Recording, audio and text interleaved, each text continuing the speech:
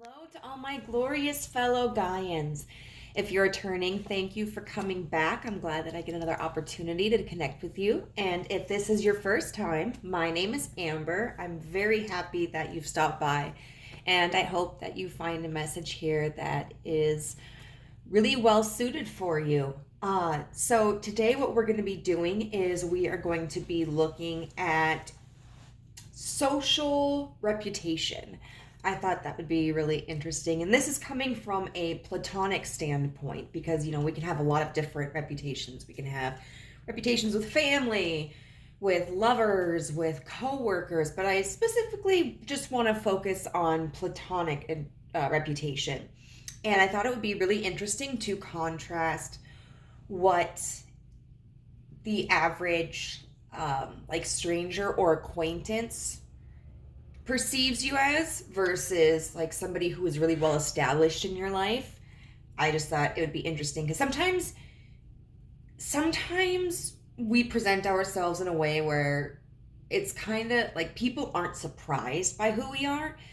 And then sometimes when someone meets us for the first time and they don't know us, they may get a totally different impression than what develops further down the line. So I just thought that would be really interesting to look at. We're going to be doing that, excuse me, with tarot. And then with each side, whether it's the acquaintance interpretation or the, I don't know what we would call it, like the established connection interpretation, we're going to be looking at the traits that kind of lead to that reputation. And then we're going to be using these cards to as messages from the universe on maybe areas that you need to work on or that would help increase a positive reputation, and then areas where the universe just wants to give you a shout out like, hey, good job. I am going to do something a little bit different today.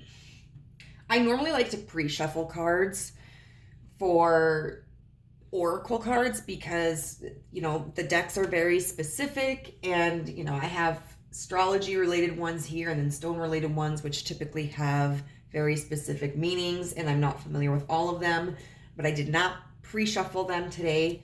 And I will very likely be referencing the guides for them. So just give me a little bit of patience with that one. So we are going to have 3 decks here. We have deck 1, which is the Ostara deck, the Ostara Tarot.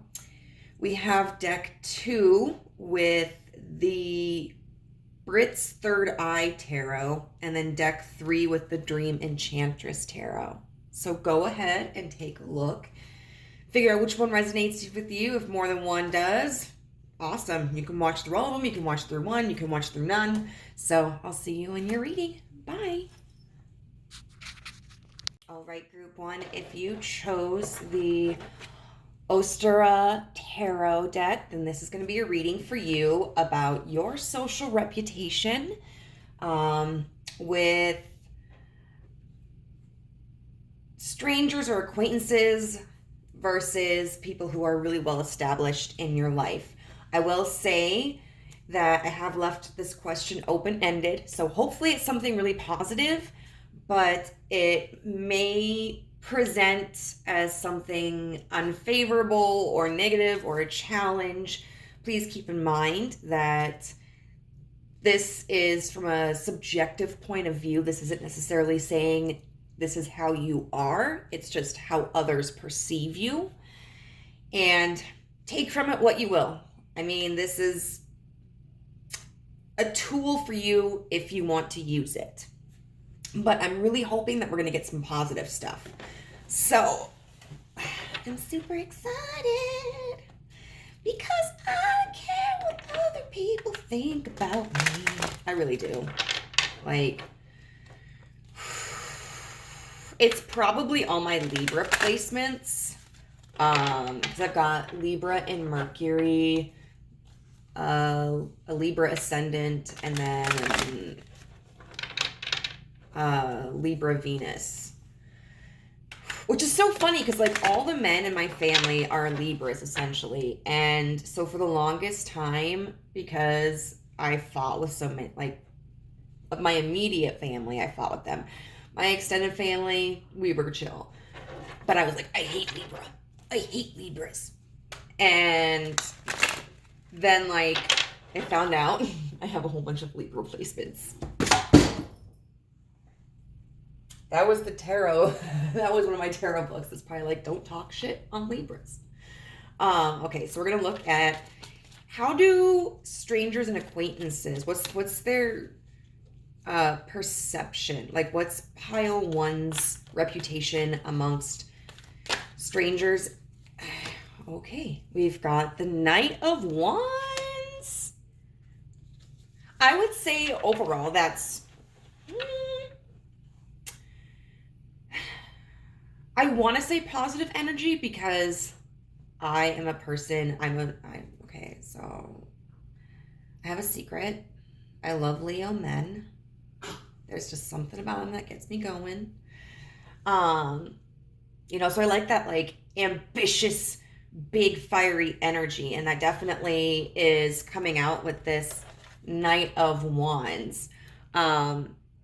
And he's like extra hardcore because honestly, it looks like he's starting this branch on fire with his eyeballs.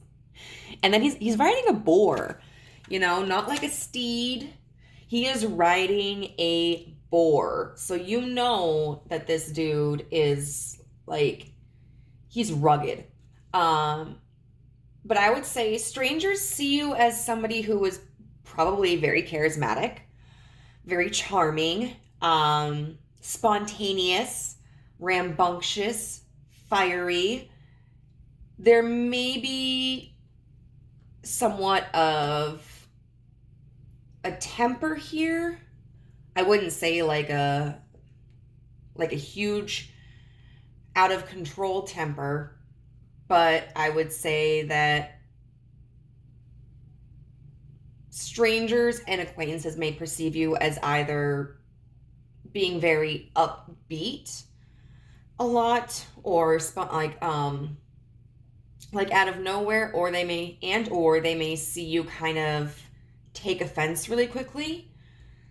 I think they definitely see you as somebody who is ambitious, adventurous, creative. And I think there are going to be, okay, this could be biased because I love Leos. My best friend's Sagittarius. And I have a Sagittarius moon. I've had a little bit of experience with Sagittarians. And I'm just like, yeah, whatever. Sagittarius are cool. But I don't think I've ever really had an experience with an Aries. I don't know. Aries seem kind of intimidating, but also like that big daddy energy. So maybe I just need an Aries man in my life. I'm sorry. I'm going on this tangent.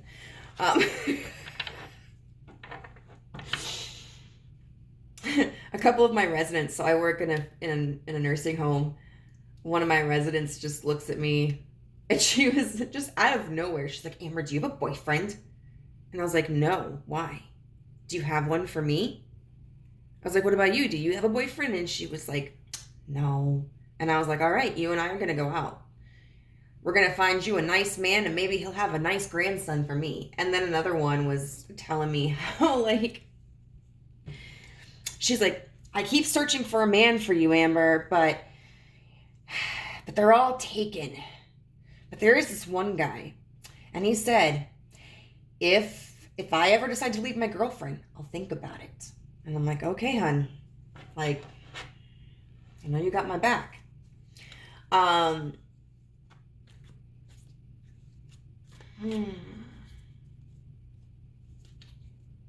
You know, and sometimes this is a personality that can be an acquired taste, or like certain people are going to mesh well with it or not.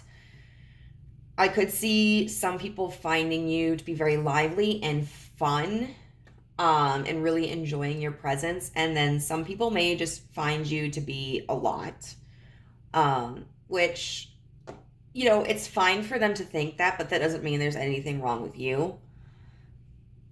Sometimes personalities just clash. Some people like need that energy going, and some people just kind of need their environments chill. All right, so universe, what more can you tell us about pile one's reputation with strangers and acquaintances? The Hermit in reverse. Okay. Okay. So yeah, it definitely does seem like you are somebody who is very sociable. You are probably somebody who likes to go out a lot, and typically somebody who may not stay indoors too often. And, you know, it could be that like you're a partier, or it could be that you just like to go out and spend time with friends at their homes, or maybe you like to go out hiking, or go out to museums or anything. Just it feels like you enjoy being around other people, and you enjoy being outside of your home. And if you do have people at your home, I feel like you are a wonderful host. Somebody who knows how to wine and dine your friends.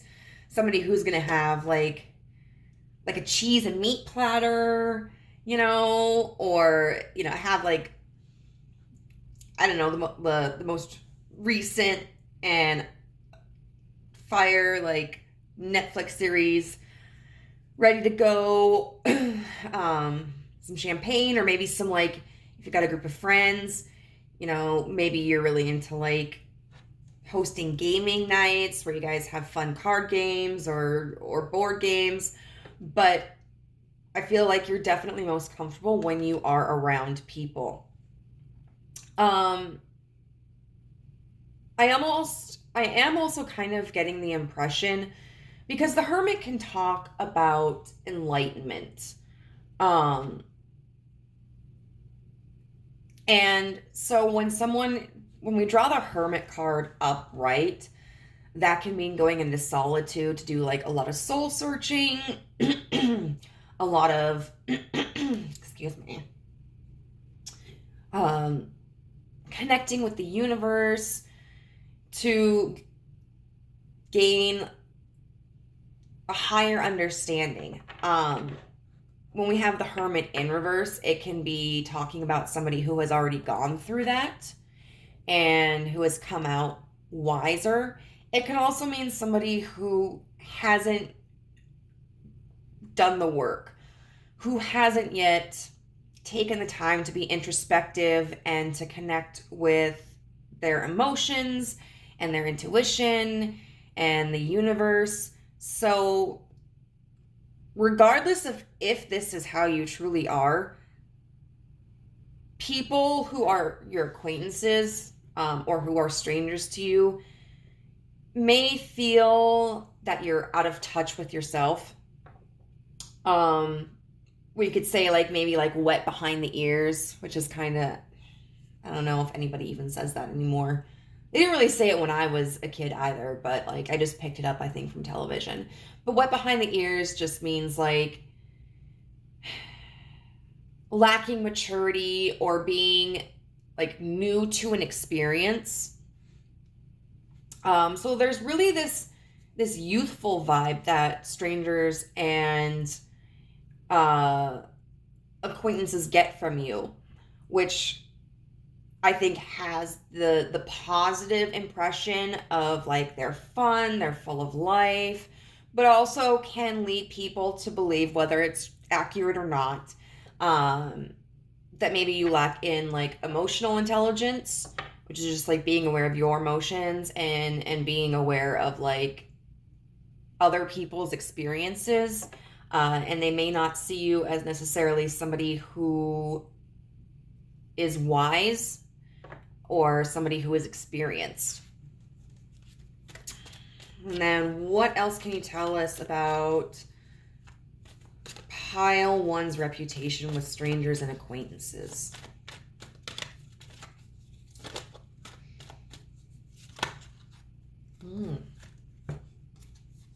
Okay. So we had the Lovers in reverse with the Eight of Swords upright. And I am actually going to take those together. I was going to take them separately, but I really feel that they are complementary. And like, I feel like the Eight of Swords kind of complements, or clarifies the Lovers in reverse. So I can take this a couple of ways. And these ways may all apply to you. One of them may apply to you. None of them may apply to you,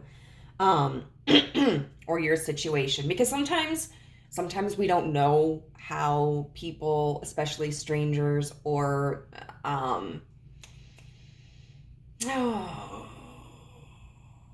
acquaintances, perceive us. But sometimes we do, or we have kind of like a sense. So hopefully with this reading, like, you're able to kind of resonate it with yourself, where you're like, oh yeah, I do kind of act like that. Or people have told me this, so yes, I know this is accurate. Or like, this makes sense. I can see how somebody would interpret me as this.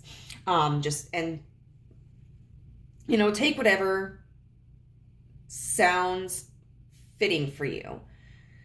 But with the Lovers in reverse, now we can take that very literally, because it tends to be a romantic card. And then we can look at the Eight of Swords upright. Now the Eight of Swords is about like,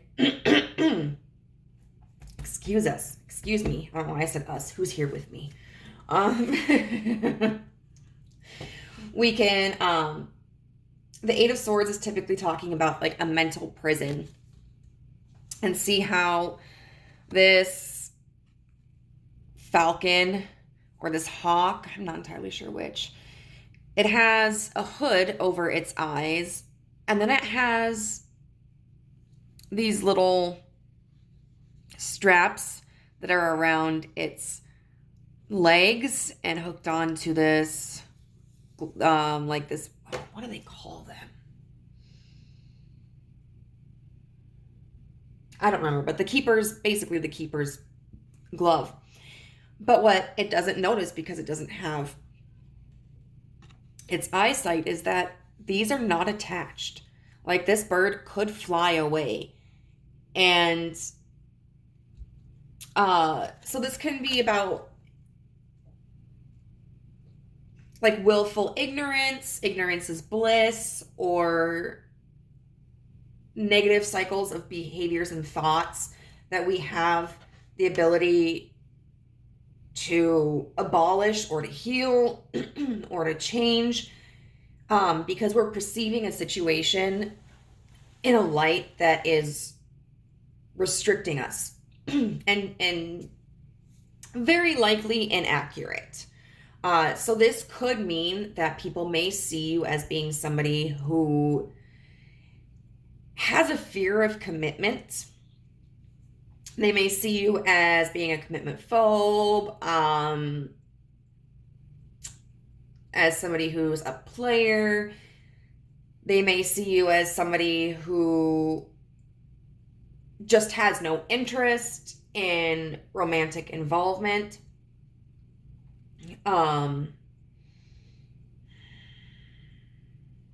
Chronically single.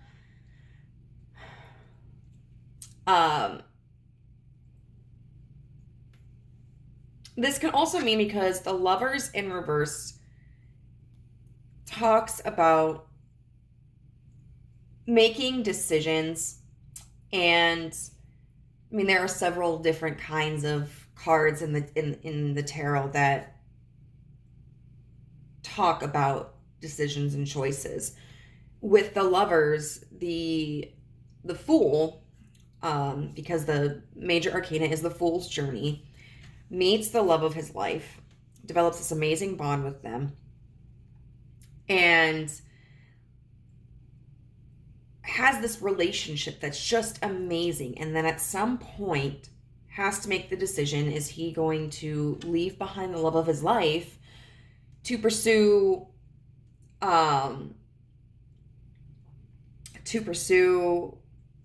his spiritual journey and trying to reach enlightenment, Or is he going to forego pursuing that journey to stay with the love of his life? And at the very end, he decides to part ways. They both confess, their love for each other, but also like wish each other well and thank each other for the times that they had together. And it's a very like peaceful separation. I feel like this could also mean that potentially people may see you as not having your priorities aligned in the ways that they would that they would deem appropriate. And I say that because tarot is all about enlightenment. So it's natural for the message to really be about, okay, since the lover doesn't want to go on this journey of enlightenment with the Fool, it is best, quote unquote, to prioritize separating from the lover to pursue enlightenment. So if we looked at the lovers in reverse, we might look at that as poorly prioritizing like a connection over our own well-being or our own pursuits or our own wisdom, enlightenment, growth. So I feel like there are some mixed reactions, but this is just remember, this is a subjective opinion of you by people who don't know you. And now we're going to kind of look into why it is that there's this impression of you. I mean, maybe you are just young and you could be like YOLO. Like, I've got time to get serious about life, but right now I'm going to enjoy it. Or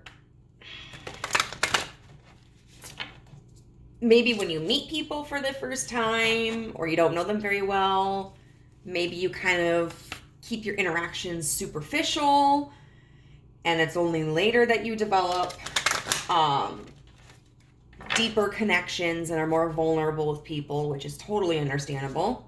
Or it could be any number of reasons, but we're going to look at why people have this perception of you when they first meet you or don't know you very well. We're not taking all of those universe. Okay, fine.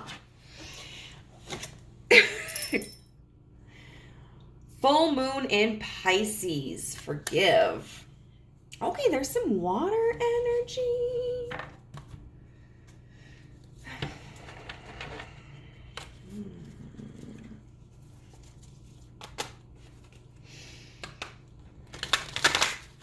And this is part of the reason why I'm going to read from the book as well, because I don't know a lot about Pisces. Like, there are certain astrological signs I know quite a bit about.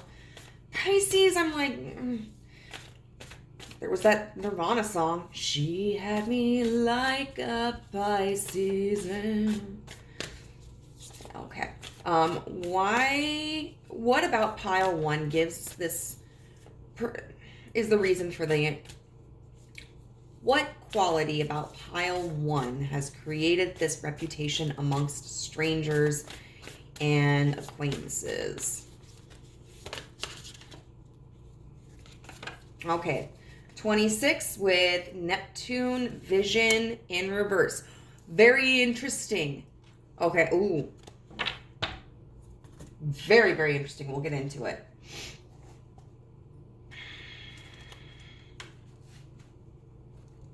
Neptune is also water energy. And if I recall correctly, which if I realize I'm wrong, I'll mention it. If I realize I'm right, I'll mention it too.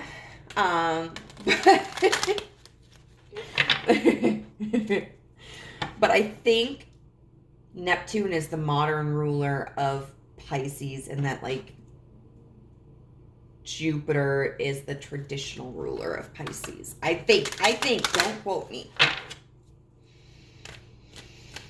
All right, and finally, universe, what quality about group 1 has created this reputation amongst strangers and acquaintances? Now, I was thinking this was probably going to be a quicker reading. I really know how to talk, apparently. Which is funny because everybody thinks I'm so quiet. Okay, so Lepidolite, recall your dreams.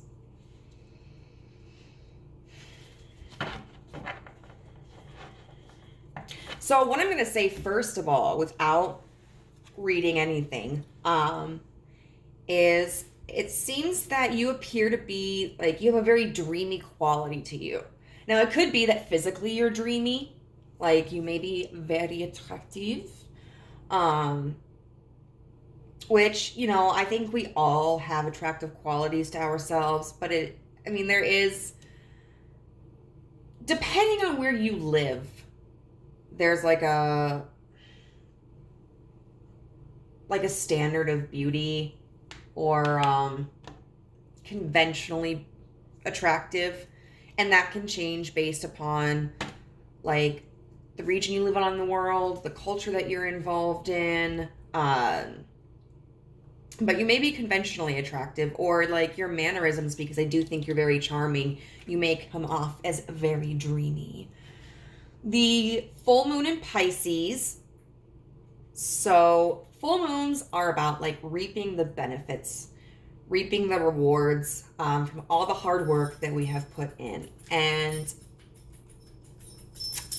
Pisces can be about balance. You know, like this card, we typically have 2 fish on opposite ends of each other. What's interesting about these fish, a lot of times we see koi fish. I think these are beta. And if I'm right about that, beta, like, they do not cohabitate very well. They can be fighters. So this kind of reminds me of like a boxing ring, you know, where it's like 2 people are walking around the ring measuring each other up. But there's this card of forgive. So it seems like you are somebody who doesn't take offense to things very easily, or at least you don't show that. You could be very chill, very calm, possibly because of this Knight of Wands reputation. People may think that you're quick to anger, but are surprised to find that you aren't. Then we've got Neptune with vision, but it's in reverse. So a lot of times this can talk about not having, well, obviously, like, not having a clear interpretation of like past events, or a clear foresight for the future. This can, I think, talk about being too stuck in your head, too stuck in fantasy, somebody who may not be the most realistic. And I feel like this is just kind of further supported by this recall your dreams. And I think it's interesting because we have like purple here, and we have blue and blue. I really like that those match. So what I am going to do is I am going to read from the book.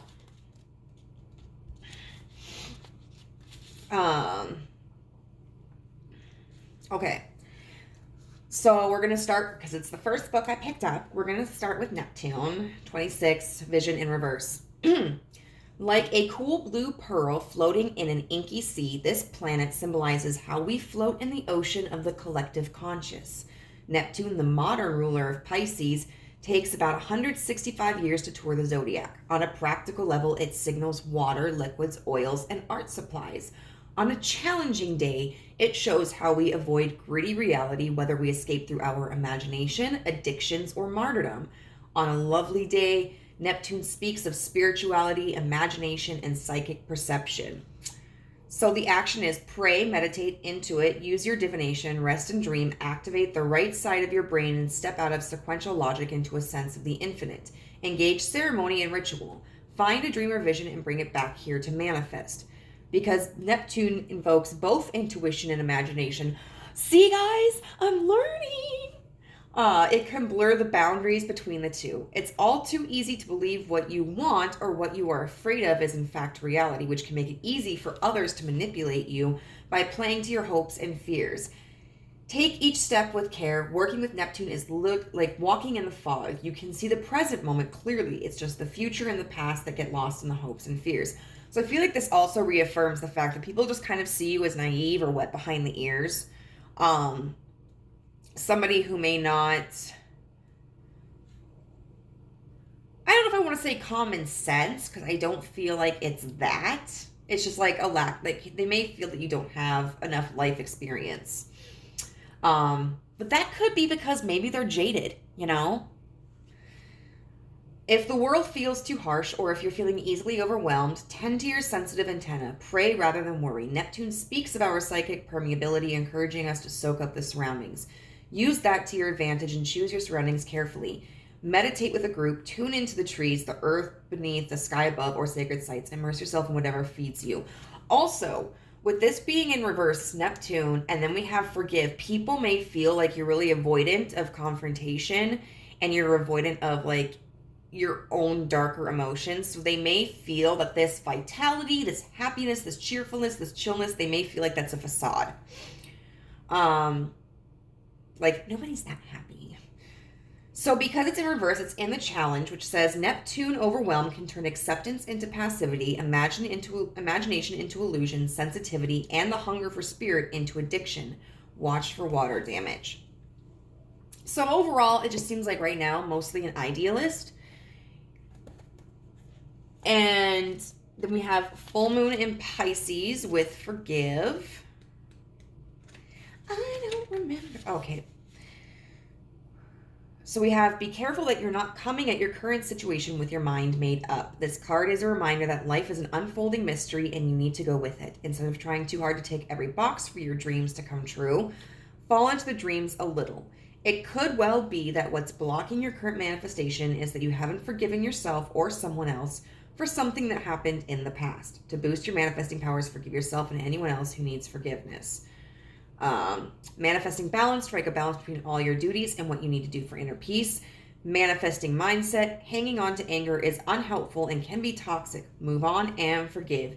Even if you don't forget, this is your way to a brighter future. So, and yeah, that could be it as well. You know, with feeling like, seeing you as somebody who is really upbeat and somebody who's chill and doesn't seem to get irritated too often. They may wonder if that's authentic, you know, or if, you know, if you've had a few interactions with somebody and, you know, one of the previous interactions, like they made a comment, I don't know, where they'd be like, oh, I'd hate to be a garbage truck guy. And then you might be like, bro, you know how much money they make? Like, that's what I do for a living. Like, and I make bank. Like, they might go like, oh, shit. And then that might be something that they worry about. Because even if you say like, oh, don't worry about it. It's fine. It's cool. I didn't take offense to it. It may be something where because of like how chill you are, plus potentially their own insecurities, they may feel like, well, maybe they are really mad at me and they're just not saying it. And then we've got the lepidolite. I hope I said that right, but who's gonna tell me differently? Okay, discover a new dimension of yourself by tapping into the power of the invisible dream world. There is so much information accessible to you within the symbols and storylines of your dreams. They offer a deeper method of understanding and self-reflection, a way to expand beyond the physical realm and learn from your subconscious mind. Start by asking yourself a question before you go to bed and see if you can work out the answer in your dreams. When you awake, write down all the details you can recall. Making this a regular practice will allow you to access the subconscious information about yourself. They may see you as somebody who's really creative. And there may be times when you, in your casual interactions with strangers, or why do I keep forgetting words?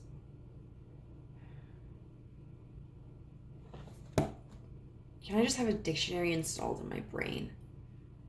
Acquaintances, thank you. There may be times when they see something in you where they go, oh, there's a little bit of depth there. You know, so they may kind of struggle between that, where it's like they may see the surface level personality that they kind of interpret as shallow or naive or inexperienced, and then you may do something or say something that makes them like double glance, because it's so, they hadn't expected it. They've already like prejudged you, and they're like, oh, wait, I think there's something more to this person. So let's get into how like established connections see you, though. I'm really interested about that. You know, is this going to be similar to the interpretation, like the reputation that you have with strangers and acquaintances, or is it going to be like totally different? Let's find out. Okay, so universe, what reputation does group 1 have with their established relationships? What reputation does group 1 have in their established relationships?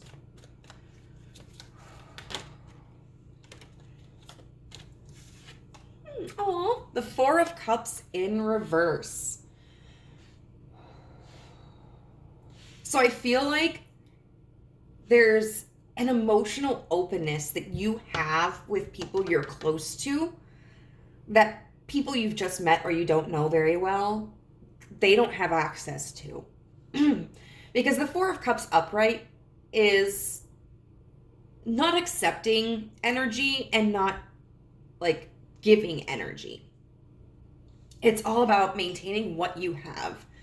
And so when it's in reverse, it's like, it kind of makes me think that, you know, as somebody who started off obviously as a stranger, an acquaintance, moves into being a more established connection, they see you start to open up. And that's reasonable. I mean, there are a lot of people like that. Am I like that? No. Like, I'm not necessarily going to be the person standing in line telling you my life story, but I'm not shy about sharing deeper issues in my life if it comes up. And so I feel like in your established connections, there's definitely more of a depth emotionally that people see. And you may be more invested in like asking about their well-being, whereas when you first meet people, it might just be more about having a good time, getting to know them. But when you have a more established connection, it's like, how are you doing? Like, you notice their different moods, the different pitches of voice, the different expressions and body language, so you can tell like, hey, this person's happy, or hey, this person seems like they're pissed off, and like, you're not afraid to approach them about that and try to be compassionate and offer them something to help them, or, you know, take pride and pleasure in something that they take pride and pleasure in. All right, what more can you tell us about pile 1's reputation with their established connections?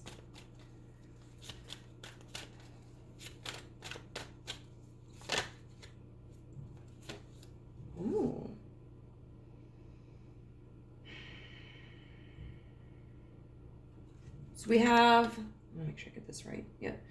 The Nine of Wands in reverse. So what's interesting about this card, a lot of times when you see the Nine of Wands, it's a person moving. And it talks about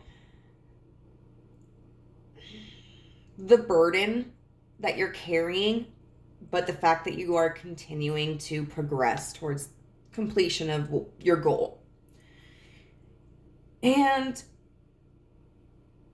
with this one, this kind of reminds me of the Moon card. You know, it's nighttime out and you see this big cat's like eyes glowing.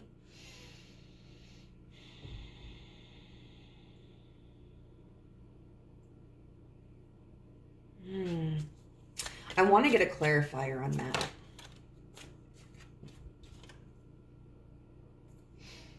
The Emperor.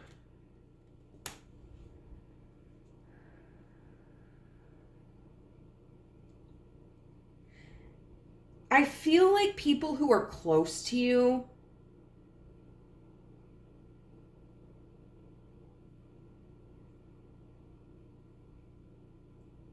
see that there's a certain level of insecurity that you have, which isn't something that you would gather as somebody who's just met you. Like, you come off as a really confident, carefree person. But with this Nine of Wands in reverse, that can talk about not having a clear direction, changing directions in like the middle. You know, when we're so close to the end and we decide like, nope, I gotta go this way instead. It can talk about ending your travels before completing. And with this kind of reminding me of the Moon card, that to me symbolizes like an illusion. Now, if this were upright with this particular Nine of Wands, and I wouldn't have this interpretation really with any other Nine of Wands, if this were upright, I would see this card as being able to see through illusions, because this cat can see in the dark. But since it's in reverse, I take it as kind of not being able to see through the illusions, blinded by illusions.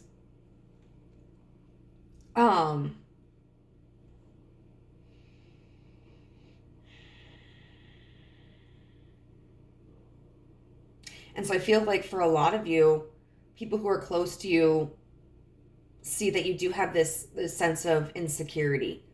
Because this Emperor, the Emperor is somebody who's very cool, calm, collected, an authority figure. Somebody who you would expect to have like all the answers, who is in control of themselves and their surroundings. And it seems like for some of you, there may be this feeling that you don't realize like how much power you have.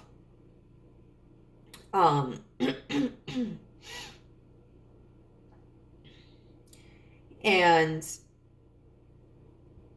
you may not necessarily know what direction you want to take in life.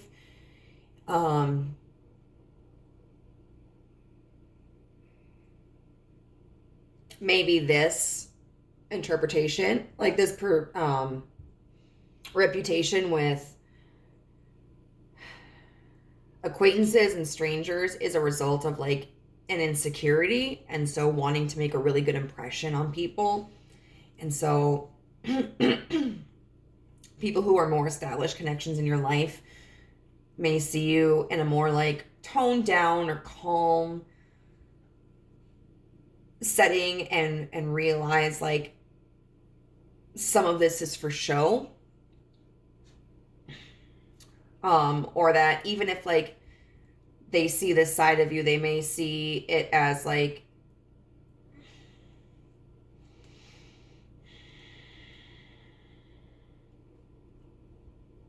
a coping mechanism.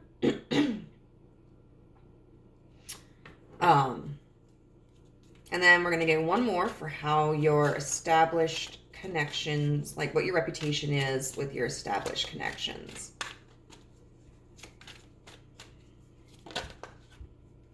Oh, the Two of Cups. So twos are about choices. And so I feel like people in your life do see you as somebody who makes decisions that are very heart-centered. Like,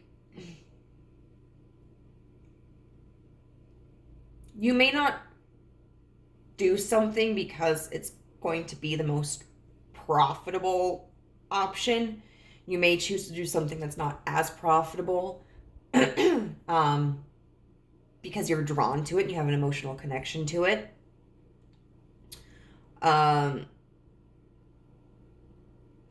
Just for an example, I feel that this card also, like, look how these birds are snuggled up together. I feel this represents that you're somebody that your close connections feel that they can truly get close to.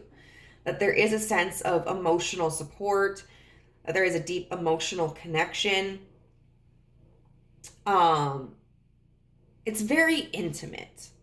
Like, whether you are somebody who has like a lot of close connections or a few close connections, like the people who are more established in your life really,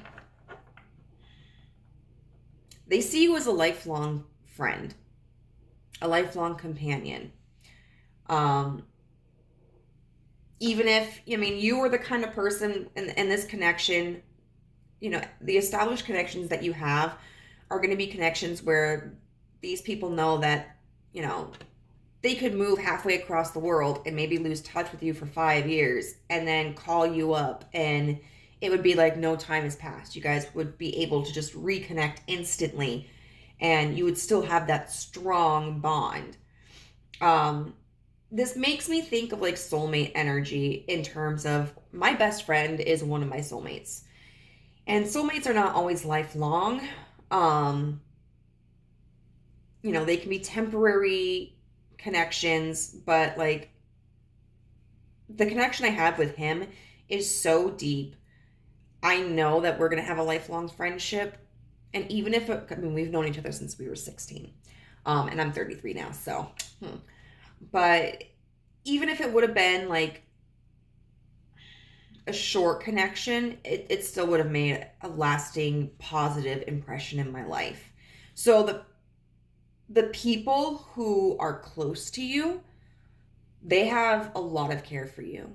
They're very fond of you. They think very highly of you. And if you do feel insecure, I feel like that's something that they want you to know, like how much faith they have in you and how much they support you. So now let's look at like what qualities about you has contributed to this reputation.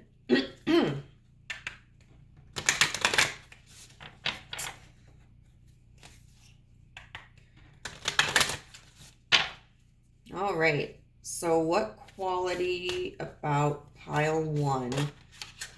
All right. So interesting. We got another Pisces card, guys. We did. It's the first quarter moon in Pisces. Honor your feelings.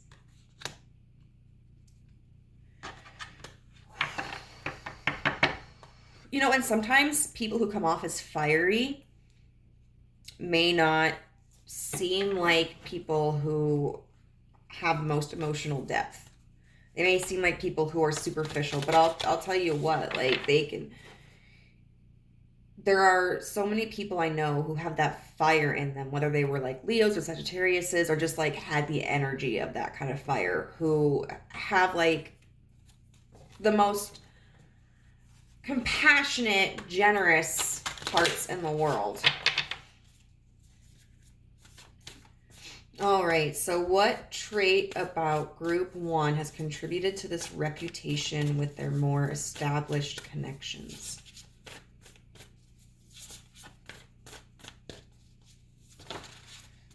Oh gosh. I don't know what to take. So we're not taking any of those.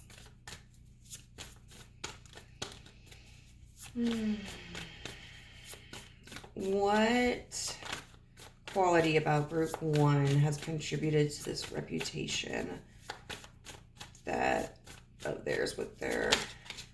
Okay. I think this was actually one of the ones that wanted to come out. So first house, arrival, with 39.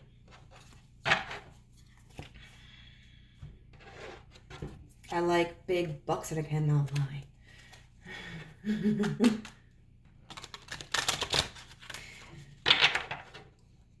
That was what one of my coworkers said to me, because like for Halloween for work I dressed up as a deer, and he's a hunter. So we were coming up with like all different kinds of puns.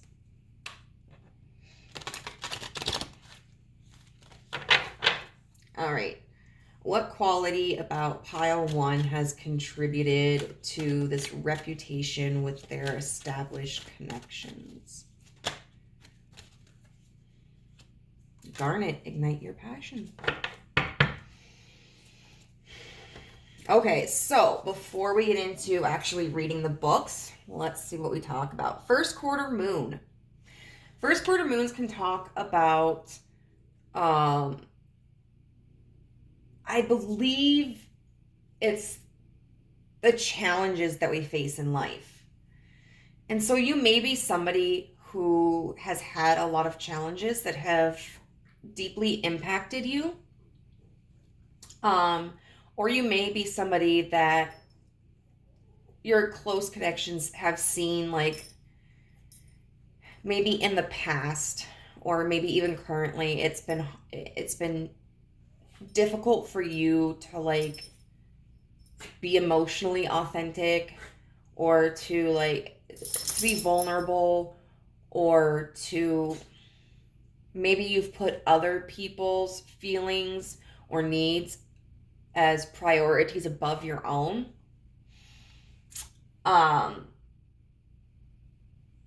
39 with first house, arrival. So our first house is our ascending sign, and our ascending sign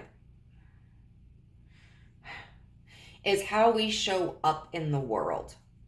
So it's how we present ourselves to people. And so this makes me think, like, you know, we have that saying, like, you've literally shown up for your friends, for your close relations. They know they can count on you. They know they can depend on you. But this is also like just, I think, talking about how you've chosen with these connections in your life to express that part of yourself. You know, so it's a conscious decision. It's not something that they've caught you at. It's kind of like hidden in there, like, ooh, I see that. I see under your mask. Like you have opened yourself up once you've started, I think, to trust people or develop that connection, to know that, like, even if you didn't distrust them, to get to that, like, when you got to that point of like, oh, this is going to be a deeper connection. And then Garnet, like, they see your passion. They see, I think, your passion for life. And I think it's also like a heart-centered passion, like being passionate about people, being passionate about your connections. And I think that's really important. Like, we have friendships where, I mean, maybe we just hang out or talk because we have some similar interests, or like, I don't know, how we just became friends and like they're cool. And then you have sometimes like your friends that like you are just passionate about, like you're their ride or die, like they are the people you will not ignore. They have VIP access, and I think your friends see that. So let's quickly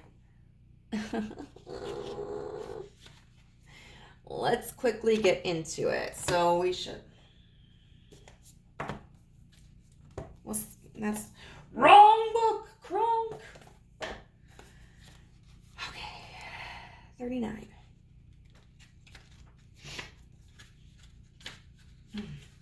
The first house describes how you enter the world, your first impressions, and the birth of your journey of self-discovery. If your chart were a village map, the first house would be the gateway and information center. Planets in the first house are just about to rise over the eastern horizon, where the sun would be just before dawn, so we feel them strongly. Action. Take responsibility for how you are perceived. As you walk in the door, assess what you lead with, what your mannerisms, appearance, and signals say. Notice if you lead with charm or prickly defenses, with your mind or heart, or whether you are versatile, challenging your approach to fit the circumstance. Investigate how this first impression affects your identity and interactions. People read what you put out, whether you are acting as a business, as a person, or as a couple, and it's up to you to ensure that how you present yourself matches your intention. If you feel misunderstood, look for a misperception, yours or theirs, underneath any tension and see what can be done to clear this lens. If you strive to be invisible, neutral, or enjoy an air of mystery and play your cards close to the chest, it becomes easier for others to project their assumptions onto you. Consider becoming more transparent and letting your inner worth shine. The first house can also bring with it a surge of temper or other strong emotion that rushes to your head, like mercury in a hot thermometer. If this happens, bring your awareness back down to your feet. This metaphor also applies to a business or project. Leadership may be too strong and attention needs to be brought back to the boots on the ground. And since it's upright, it's considered the gift, which is evaluate how you interact with the world at the beginning, as the beginning of a journey of self-discovery. Which I think is a good way to even just look at this reading. Like, why do you show up differently? I mean, a lot of us do. We kind of put on a mask when we first meet people, but why does there seem to be such a big difference? And, is it something that needs to change or not? It's totally up to you.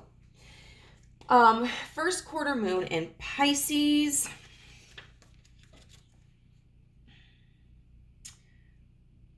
Let's see.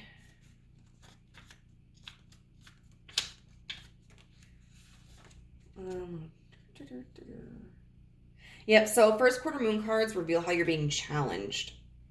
Looking at the zodiac sign on each card helps us to understand the dynamics and find solutions. And this is chakra connected as well. So, are you putting on a good front, acting like you're bright and breezy, but hiding your real feelings? Rather than acting as though everything is fine, if you're worried about certain issues, it's best to deal with them. Avoid getting so wrapped up in your feelings that you overwhelm yourself and everyone else involved in the situation. If you deny your feelings, you'll go nowhere fast. With your manifesting, look at the big picture and use your intuition. Avoid blowing an upset out of proportion. As admirable as it is to live a cheerful and happy-go-lucky life, this card suggests you need to make sure you're not ignoring your emotions. You're being asked to feel all your feelings. Making light of your emotions now isn't recommended. Remember, we create with our emotions. And this talks about it's centered around the crown chakra. It connects you to source and helps you find direction when you need it. And then we'll look at garnet.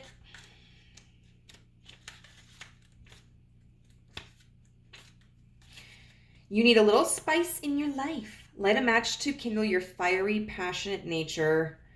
The heated energy that comes from raw passion will fuel your sense of excitement in everything you do. Instead of succumbing to what at times can be the monotony of everyday routines, approach the people and projects in your life with enthusiasm and renewed vigor. This perspective will energize all areas of your life, including your relationships, careers, challenges, and projects. I forgot to ask the core questions for the lepidolite. But the core questions for the garnet are: what gets you out of bed in the morning? What lights a fire in your soul? How can you bring more passion to some of the less exhilarating parts of your day? And the crystal action is the affirmation: my inner fire brings passion to every day. It says, today do one thing or listen to a song that gets you fired up. And then let's just take a look at the lepidolite.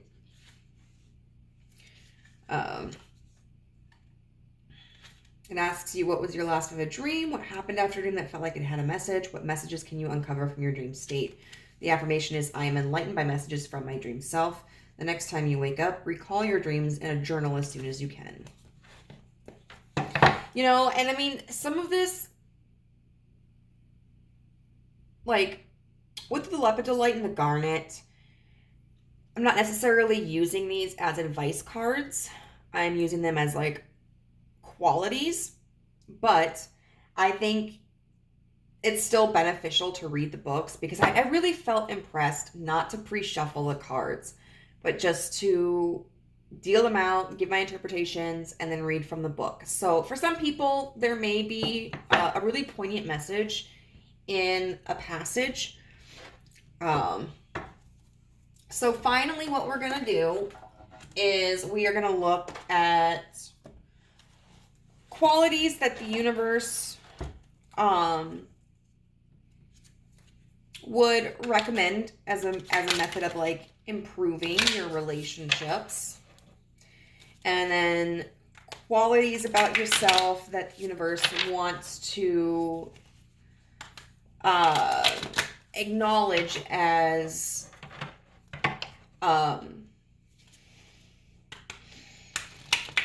in a positive light. You know, not to say that the first option is a negative light, but, you know, I think like if you want to improve your relationships, like maybe if you want to develop more confidence, or maybe if you want to change like your first impression of people, you may want some advice on how to do that. But I think it's also really important to hear like what you're doing really well.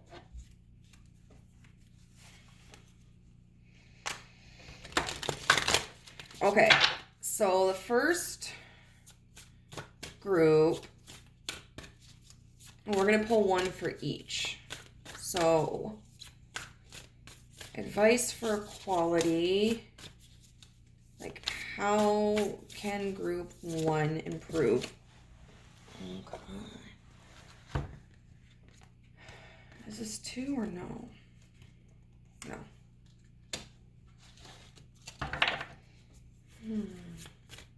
And a card to praise group 1 and their qualities.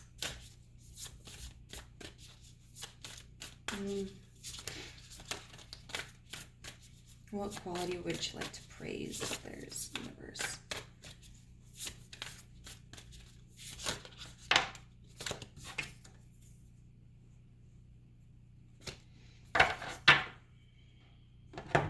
And these have deeper meanings to them too.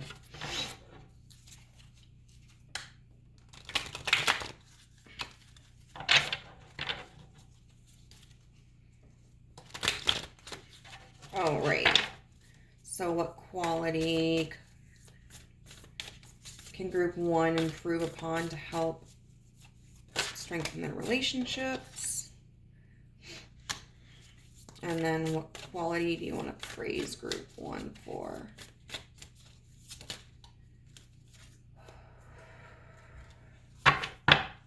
Okay. So, now this is the advice that you can take or leave. It's up to you. We have 2 cards. The first one is, where there's a will, there's a way.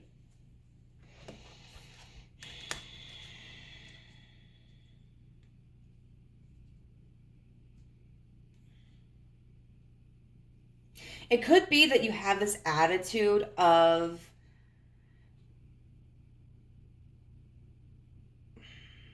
let them think what they want to think. I'm not going to try to change their mind. I can't change their mind. And if you are honestly comfortable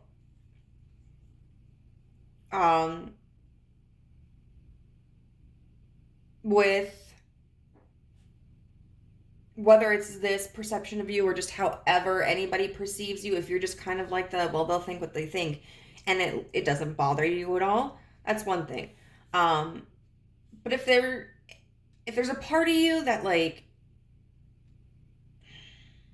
gets upset because you feel that people may see you as a little too much, or maybe a commitment phobe, or somebody who doesn't have their priorities straight, I think the universe is really encouraging you, like, there's a way to make a difference in that opinion. Whether it's maybe the way that you would change your approach to new people or new connections, or maybe it's like you have a discussion with people.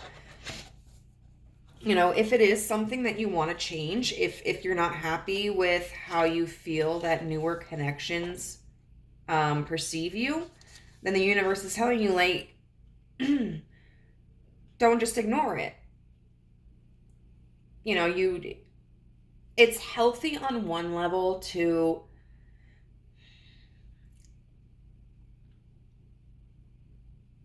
allow people their interpretations without taking responsibility for their interpretations. Not everything is our burden to carry, but sometimes if we see like a recurring pattern and it's like bothering us, that can be a signal that maybe we need to change something. Just so that, not necessarily for that person, but more so that you're content in your interactions. Oh my God, it's over an hour long. Which, you know what? I'm okay with. I don't mind doing longer readings, because when I was trying to do shorter readings, I just felt really rushed. Like, I don't know how to summarize. The first time, one of my first major book discussion, like book summaries for school, was freshman year. It was the first time I ever had a panic attack. My like 5 to 10 minute presentation ended up being about 30 minutes. And Tommy Berg, who was like, he was super sweet. He was a very nice kid. I finished and he was like, wow, I feel like I read the whole book. And that was when I realized I fucked up. And so I'm just bad at summarizing. But let's look at where there's a will, there's a way. No, these are all connected to chakras too.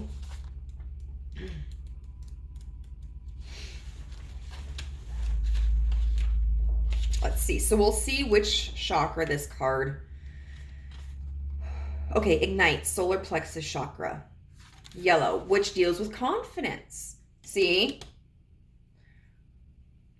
Oh my God. I really feel like that confirms that maybe this is an attempt to like promote this sense of self-confidence and make a good impression on people, but which I do too. I just feel validated in my reading.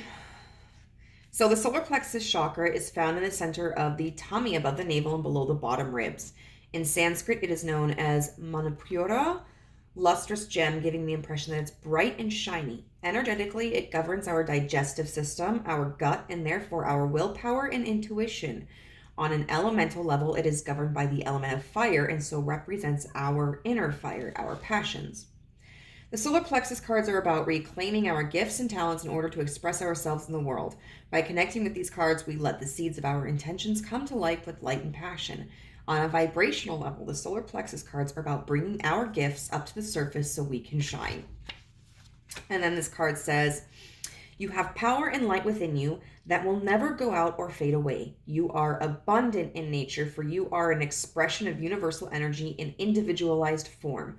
Today, the universe is bringing the energy of the empowerment to you. If there is something that you need in order to move forward, know that it is within your reach.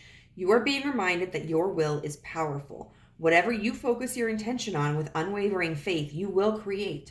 You are being encouraged to move from hoping that your dreams will become reality to knowing that they are already here. Tune into the feelings that what you intend will bring. Feel them now and know that they are magnetic energies that will make these intentions reality. Feel grateful for the opportunity to direct your will. Let gratitude permeate your being. Feel excited as you draw in the power of the universe so that your wildest dreams become your present moment. You are an unlimited, abundant being living in the totality of possibility. Miraculous. Miracles are yours to have. Vibe of the day. My potential is unlimited. And then I think it's interesting that it talks about like your potential coming to the surface. We have a rabbit pulling, coming out of a hat.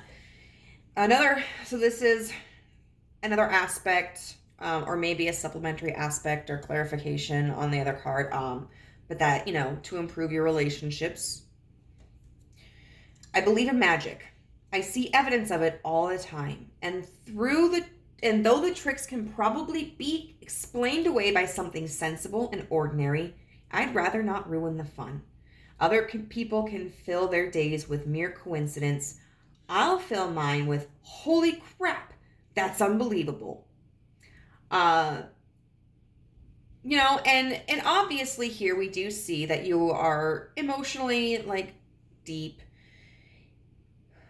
and that you do seem to have a dreamy, imaginative nature. But I believe this is really talking more so about the magic of yourself.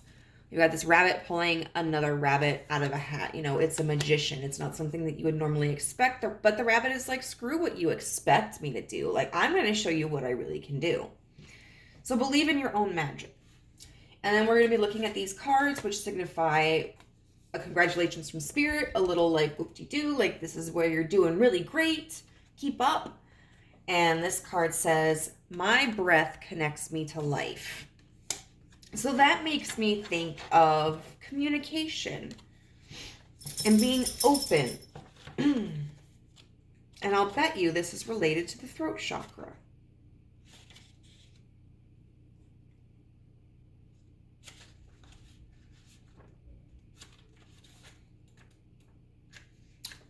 Boo!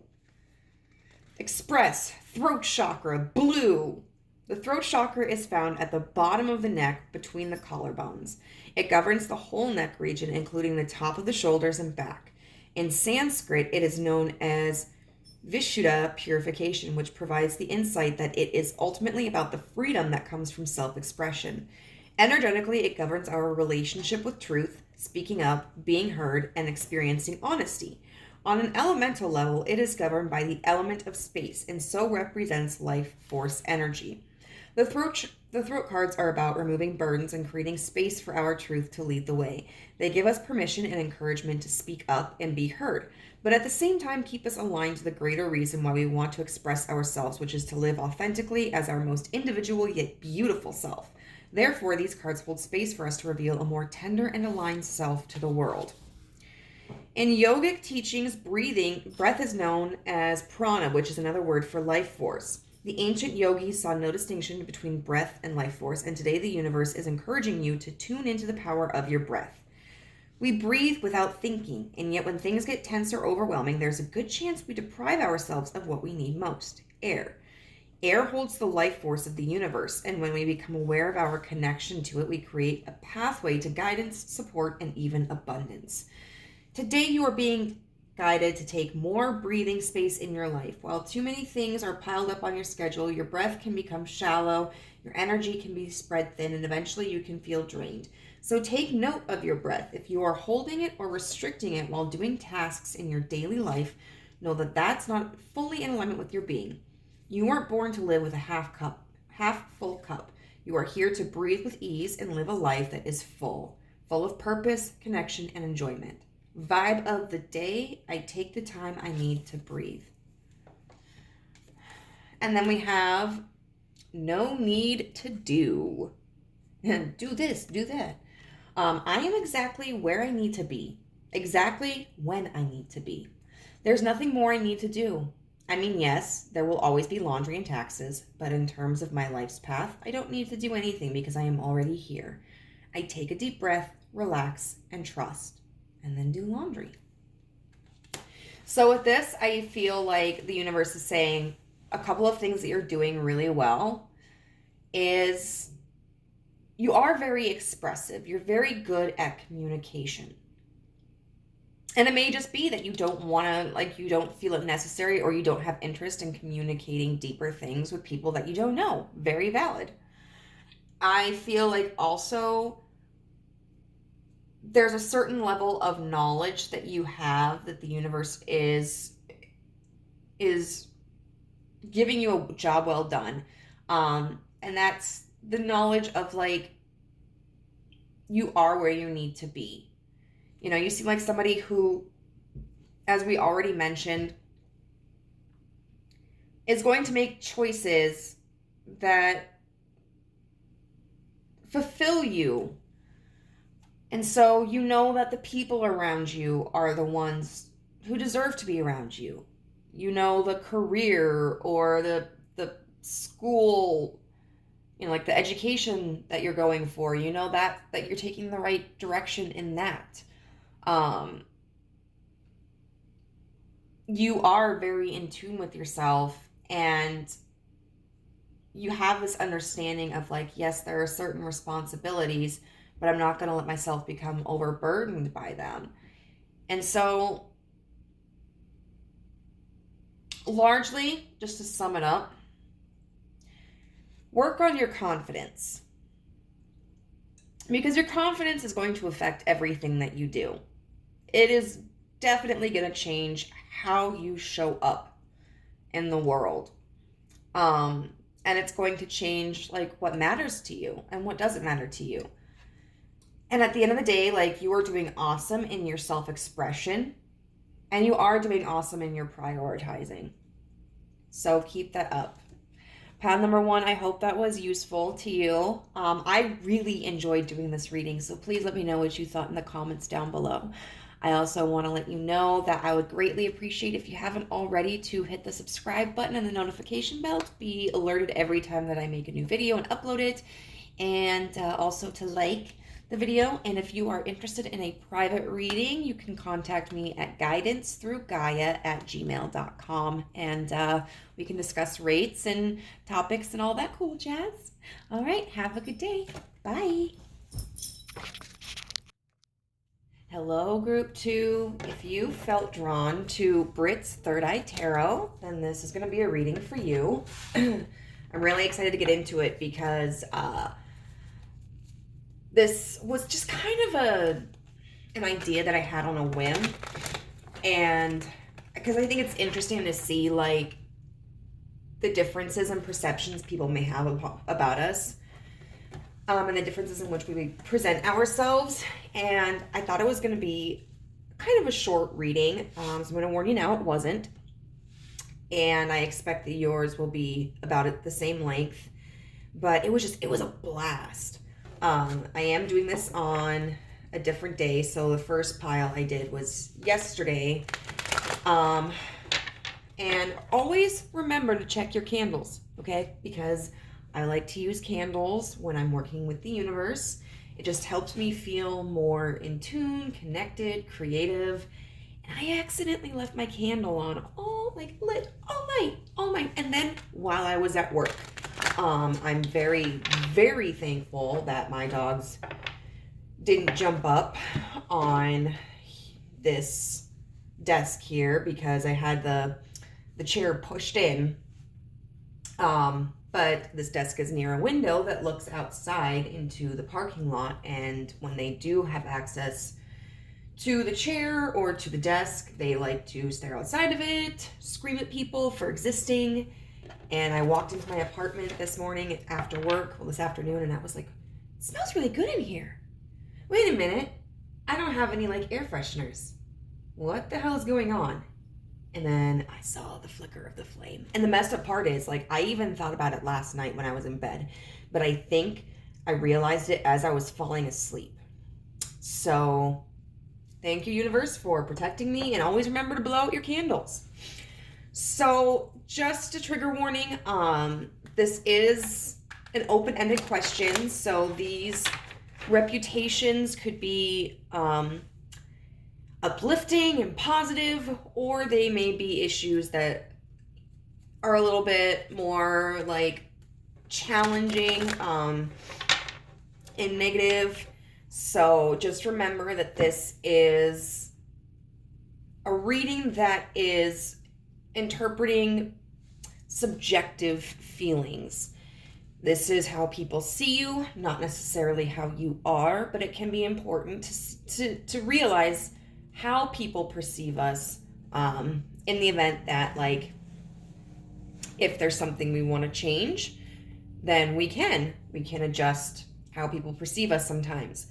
Also, sometimes it's a good confidence boost if it's something great.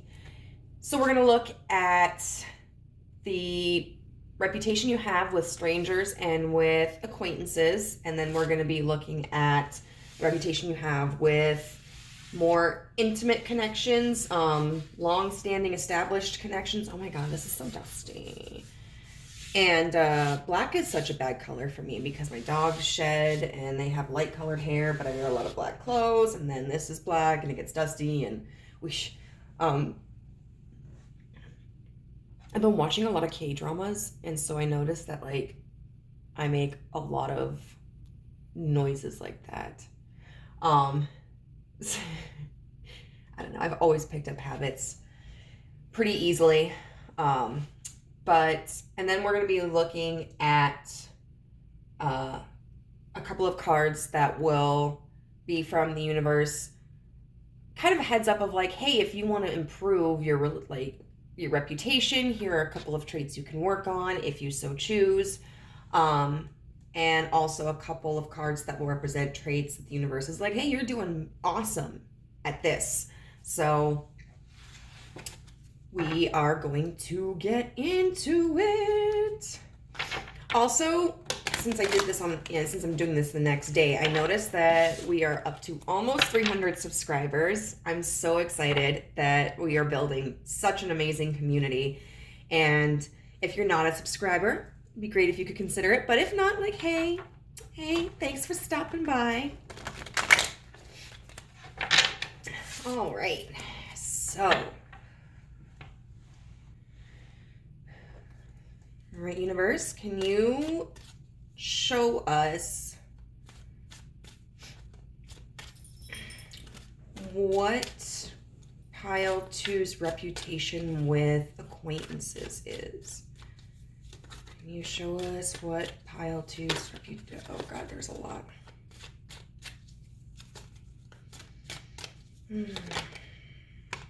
Okay.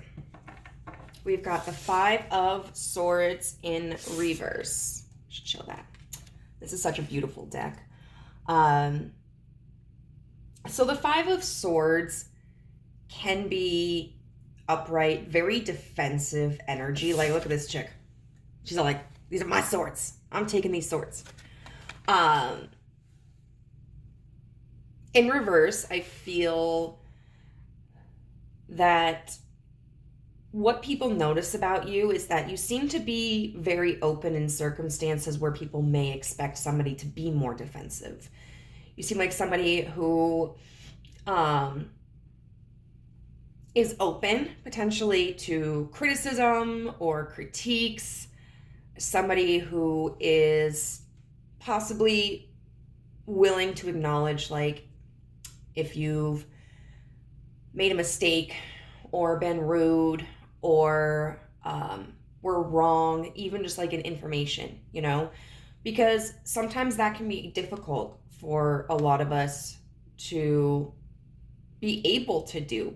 You know, we have a lot of pride in ourselves, and so even if someone, you know, having a conversation with another person, an intellectual debate, and maybe if we provide information that the other person says is incorrect, then sometimes we can become really defensive about it and refuse to consider that we are, like, our information is outdated or came from a biased source. It's just getting too hot over here. And we can just really sometimes in our ego cling to information and ideas that are inaccurate. But you seem to be somebody who is relatively adept at putting down your defenses. Somebody who is willing to acknowledge, like, you know, like, I could be wrong about that. Let me check. Or, I'm sorry, I shouldn't have said that. Or, I'm sorry, I shouldn't have done that. Or if someone, because I think we all know somebody who kind of just is blunt, and they might be the I'm not mean, I'm just honest kind of person. And others around may be worried that you will become upset and agitated by this other person's lack of tact, and you just kind of shrug it off.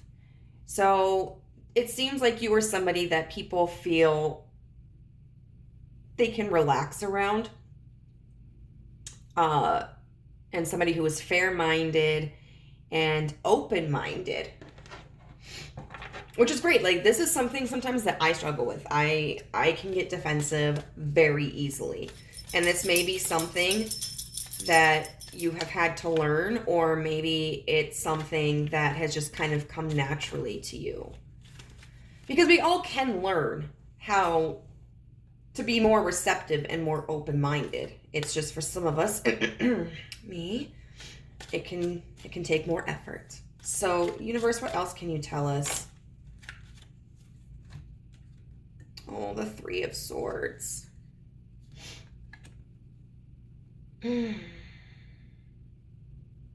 The Three of Swords is about heartache, and it's about pain. And so I think people may see you as somebody who has gone through a lot and may still currently be going through a lot. This can deal with relationships or any other painful experience, you know, whether it's family or our own insecurities. And what's interesting about this card is typically the Three of Swords in most decks is represented by a heart being stabbed by several swords, or has swords in the background of it. But this is not only that, but it's also depicted on the exposed skin of a person. And swords are all about communication. So with you being somebody who seems like may not have a lot of defenses up, somebody who is open-minded, I think people see you as somebody who is open to expressing like the pain that you've been through. Somebody who is... Did I say already that swords were about communication? I don't remember. But somebody who's open to expressing like the troubles that you've gone through. So you might be somebody who people connect with really easily, conversationally. They may find you really approachable. And I think a lot of us have probably met people who, even if we are not typically open to sharing intimate parts of our consciousness and our lives with the average person, especially the average stranger or acquaintance, I think we've all met somebody who's just kind of made us feel comfortable in the ability to discuss it, and we just kind of find ourselves opening up to them. Sometimes it can be a relief, you know, it can create a really deep bond. Sometimes when someone that we don't know is like really emotionally expressive and shares the more intimate details of their lives, we can go like, oh my God, like, why is this? We're in the checkout at Walmart. Like, why is this person telling me this? I do also think that, so like, some people might be put off by you being expressive about your grief. But others may be drawn to you and feel that like they can make a connection, or they can share their intimate details and find you to be really open. I think some people may also see this as potentially you being very sensitive. So, and maybe hurt very easily, like not necessarily in a way where you put up defenses, but someone who is like so open that they get wounded really easily. Which, hey, hi. And you may also be very willing to express to people when they've hurt you. Like, hey, that really upset me. Like, that wasn't cool. I want to talk to you right now, or like, I think I need a moment to myself. And maybe there's too much of a little bit of a focus on pain and grief. It's healthy to be open and expressive about it. Absolutely. Like, we never want to deny how we feel to others, and especially to ourselves. But we have to make sure that we don't stay in a cycle and perpetuate that grief. Like, it's healthy to acknowledge it and process it, but then at some point we have to let it go. And sometimes it can be very difficult to let that pain go. Or sometimes, and I know I've been guilty of this, we may go through one upsetting experience, accept it, process it, let it go, and then focus on another painful experience, or continuously allow ourselves to be in a negative mind frame, so our perspective of events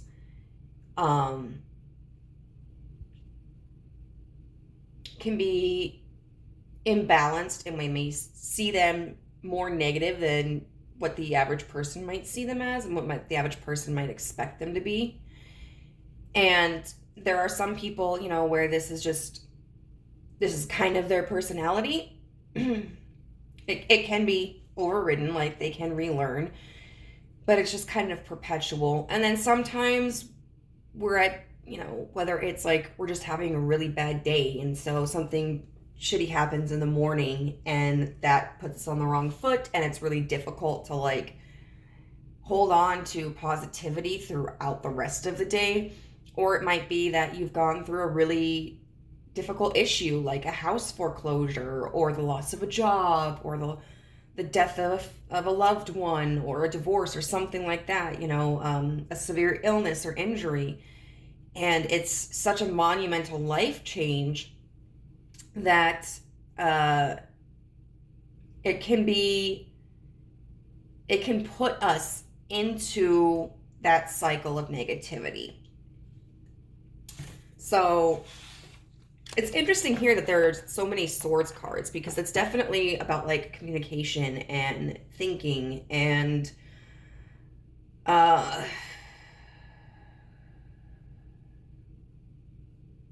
analysis.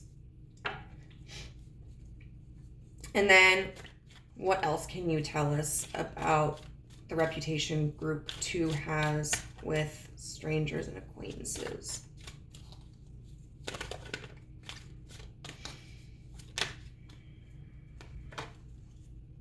The 5 of Wands in reverse. Again, this is a conflict card.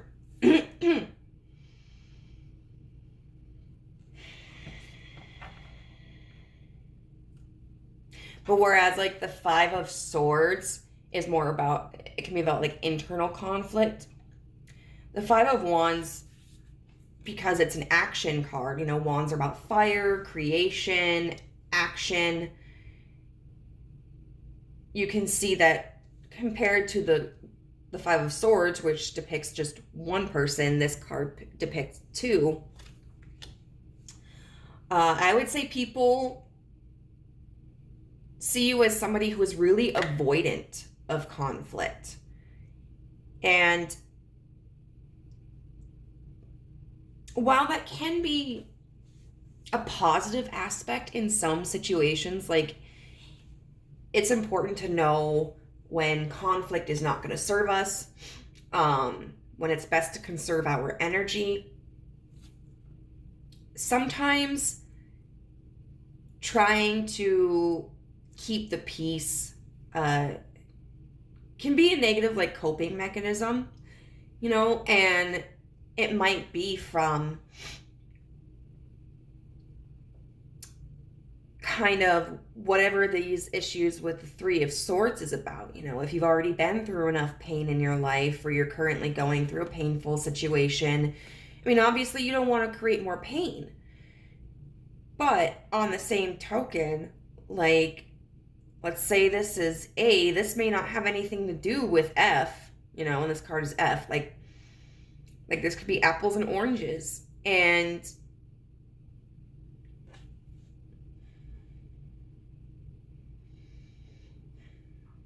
I think people do want to see you stand up for yourself more. And I think they recognize if you're going through a difficult time.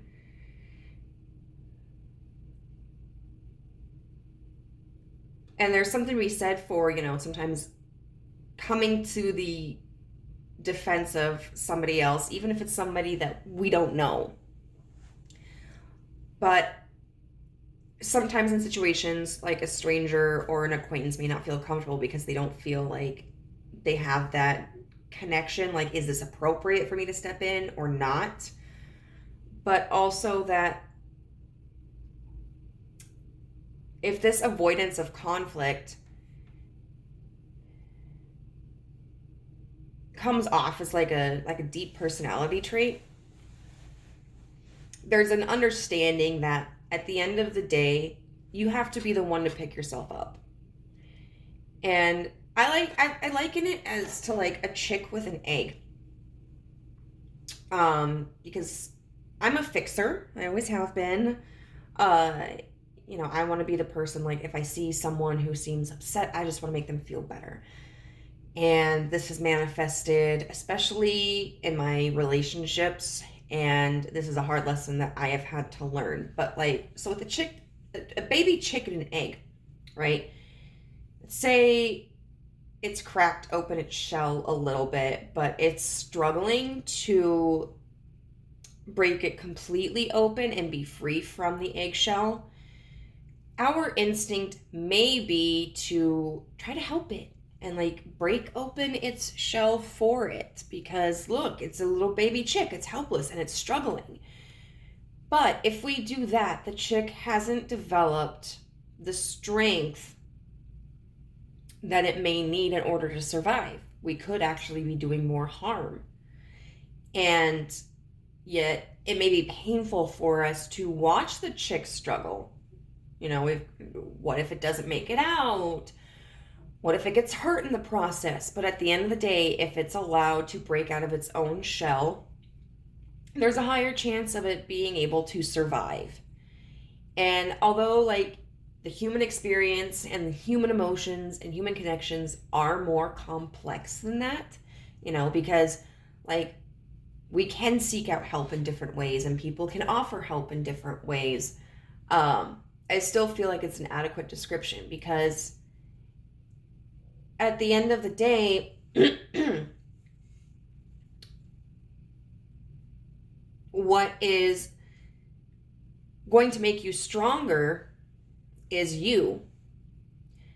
You know, there are people who have had nobody to fight for them, you know, nobody to stand up for them, and they have learned how to stand up for themselves.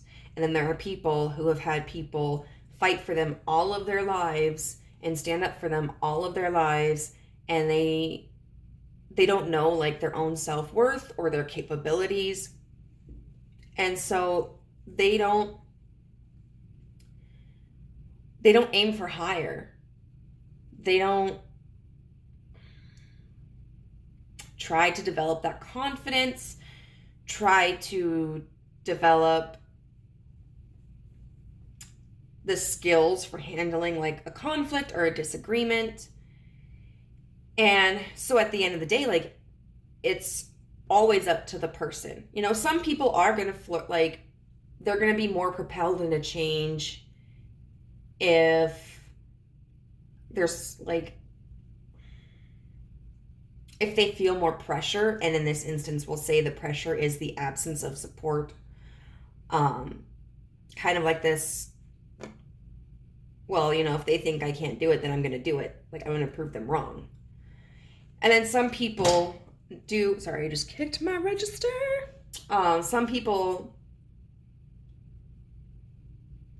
grow more so from like reach. I mean, I think we all kind of grow from like love and support. So I don't want to word it like that. But sometimes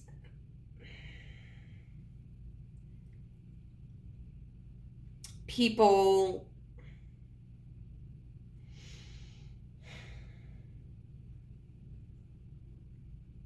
have more motivation, I suppose, when they have that nurturing and that support. You know, it's just all up to the individual. So I think people see you as very open, and somebody that wears their heart on their sleeve and has been through a lot and is just really struggling to stand up for themselves. So what we're going to look at now is we have some oracle cards. I usually pre-shuffle and draw these because I like to read through the descriptions, since so many of them are like, we've got 2 astrology decks here and then a crystal deck, and there can be very like technical definitions for some of this stuff. But with this reading, I really felt impressed upon to just shuffle.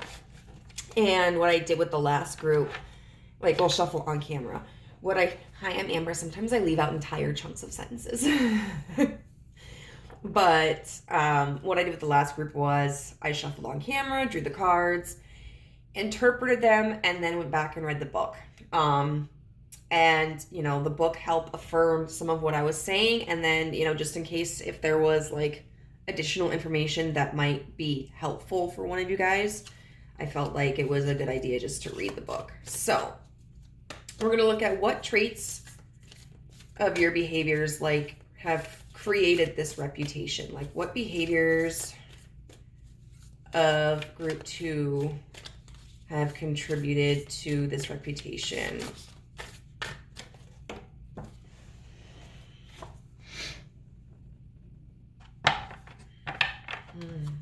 Okay, we have last quarter moon in Aquarius. Reflect on your priorities.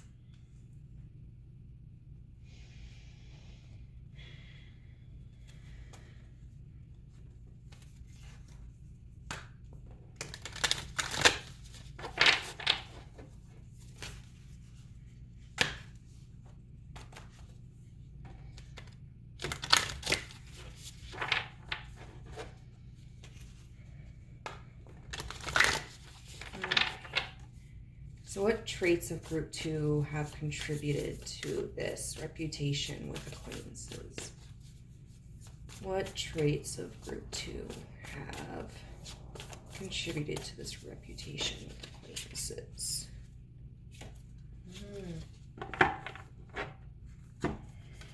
So we have number 45 with seventh house relationship in reverse.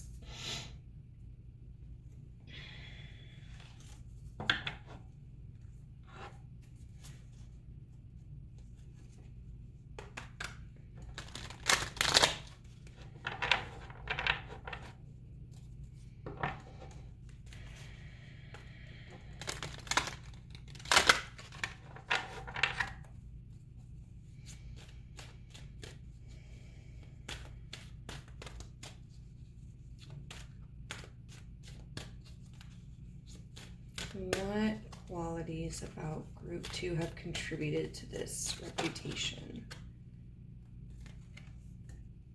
Okay. And this is about, okay, we've got pyrite with let the money flow in.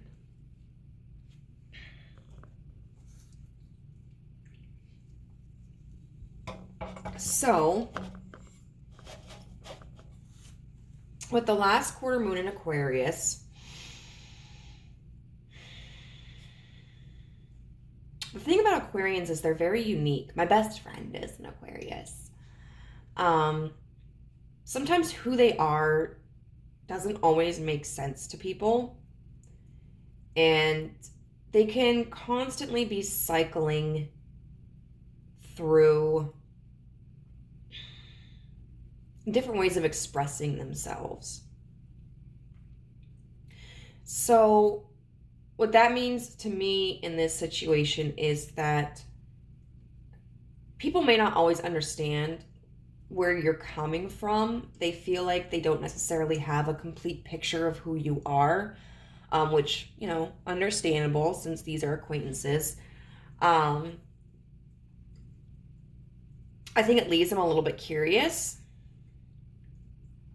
But there's definitely a complexity to who you are with acquaintances where they're left confused a little bit. It could also be too that with Aquarius being so versatile a sign, they could see you as being somebody who has a lot of potential. And when we look at these cards, I know that like this isn't the most flattering interpretation that people have of you. And once again, this is a subjective perception. I don't get the feeling that anybody thinks like you're a negative Nancy or anything. I don't feel like they look down on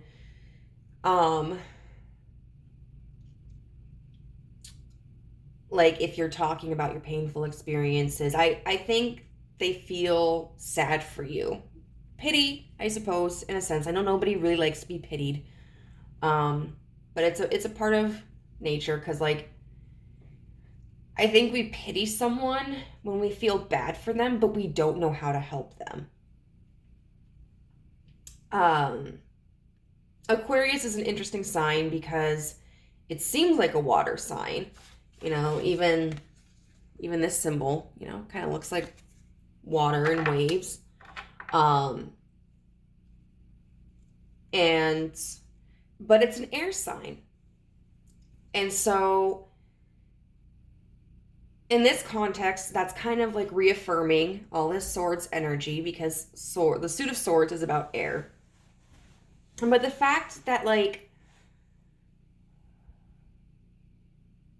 it's an air sign that seems like a water sign could mean that there's like a lot of, they see you as like, there's a lot of emotional expression that you give. Although sometimes Aquarians can be seen as being kind of emotionally detached when they're talking to other people. When we look at a last quarter moon, last quarter moons are about the process of sweeping away the old, about tying up loose ends, because it's in preparation for the full moon, and full moons are all about like reaping what we've sown, expressing gratitude, acknowledging the changes that have occurred in our lives. And then with reflect on your priorities. So what this kind of makes me think of is the reason why a lot of strangers and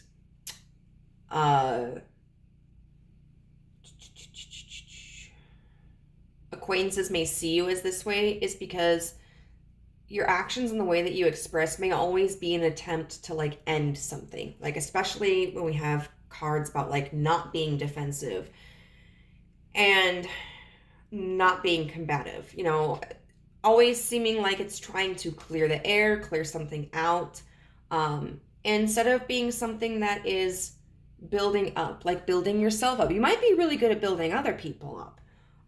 There's no indication here otherwise about that. But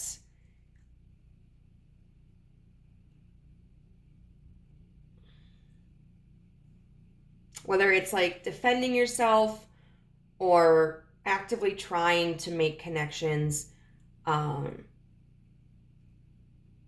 that would be how we build ourselves up, how we show growth, how we show fruition and development.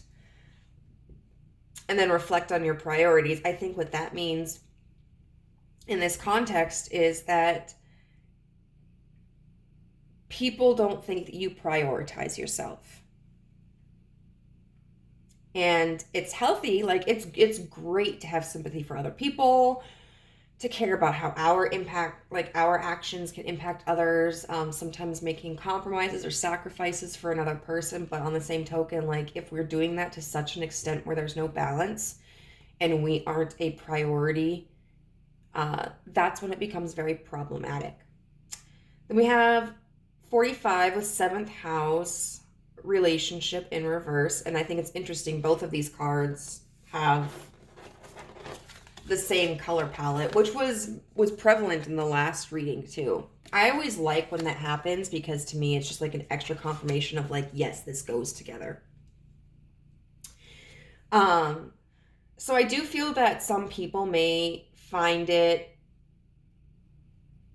difficult to connect with you. You might be somebody who, even though it seems like you are a relatively openly expressive person, you may be somebody who is a little on the shy side, maybe doesn't approach people, maybe doesn't ask like the deep questions, or maybe the questions are too deep, I don't know. But it seems like with the 7th house, relationship in reverse, that people do just kind of find it difficult to connect with you at first. And that happens sometimes.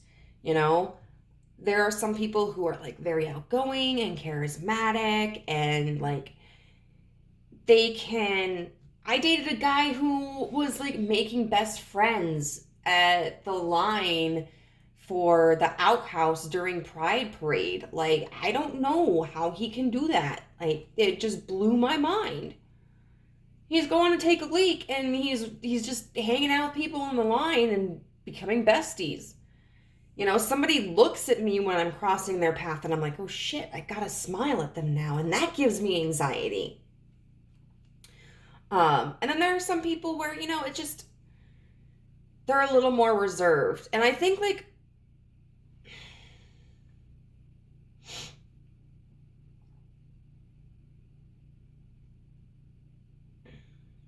and I don't think it's with you being like expressively defensive.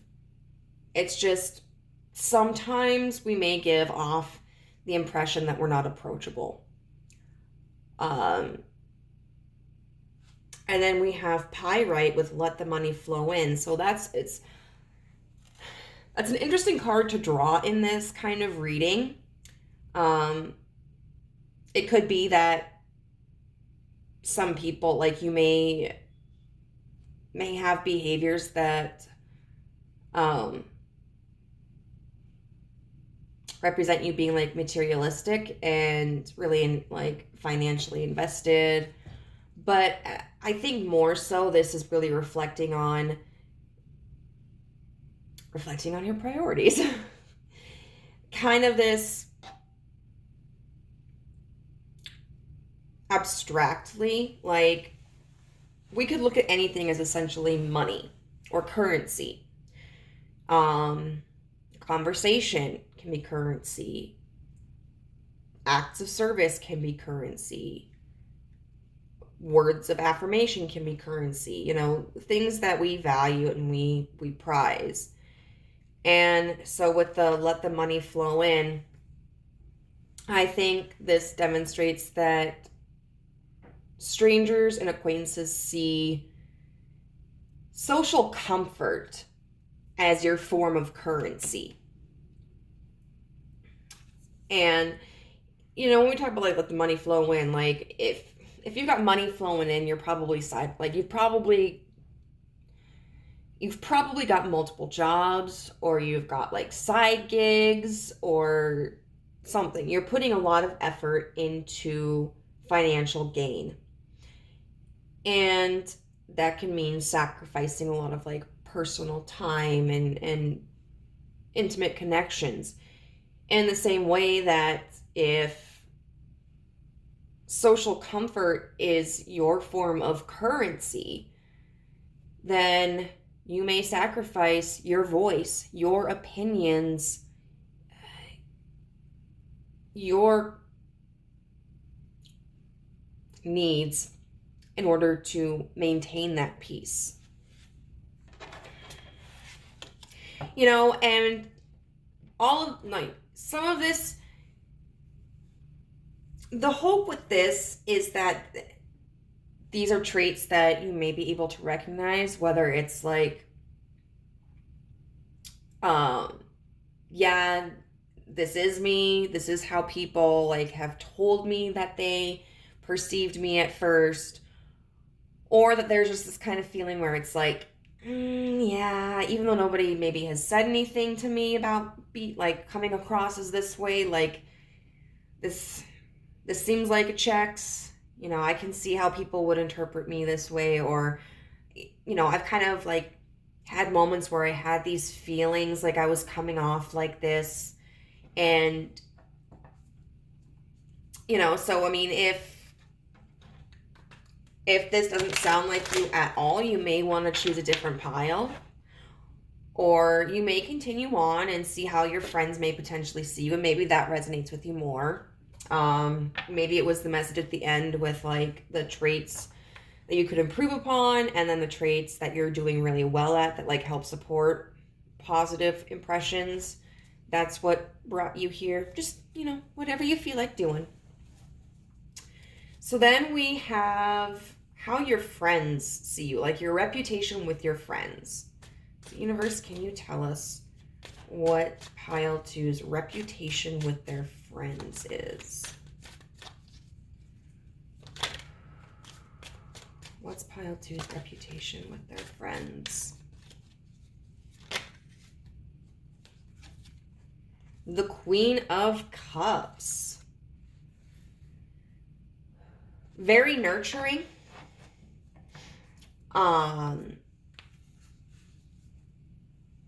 Very creative. I would say the Queen of Cups is also very emotionally expressive. And I think, you know, that definitely, I think that relates to the Three of Swords here as well. But with your more intimate friends, and intimate established connections, the nature of your emotional openness may be different. It may be that you express like love and affection and appreciation for your friends. Could be that you show them, you know, by, I don't know, like my friends and I typically tend to be very physically expressive of our love for each other.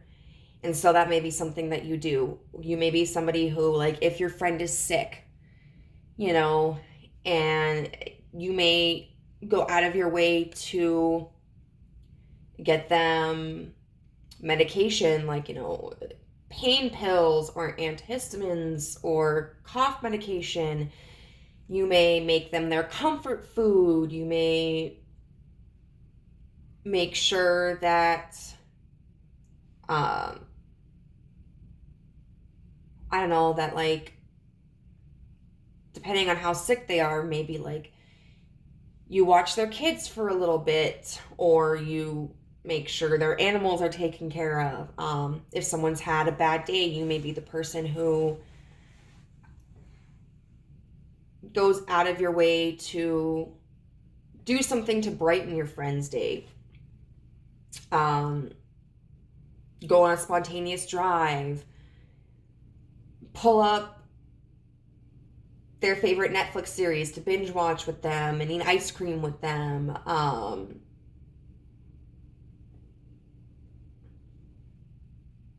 So overall, with this Queen of Cups upright, I just feel that the reputation you have with your friends emotionally is more nurturing and more positive.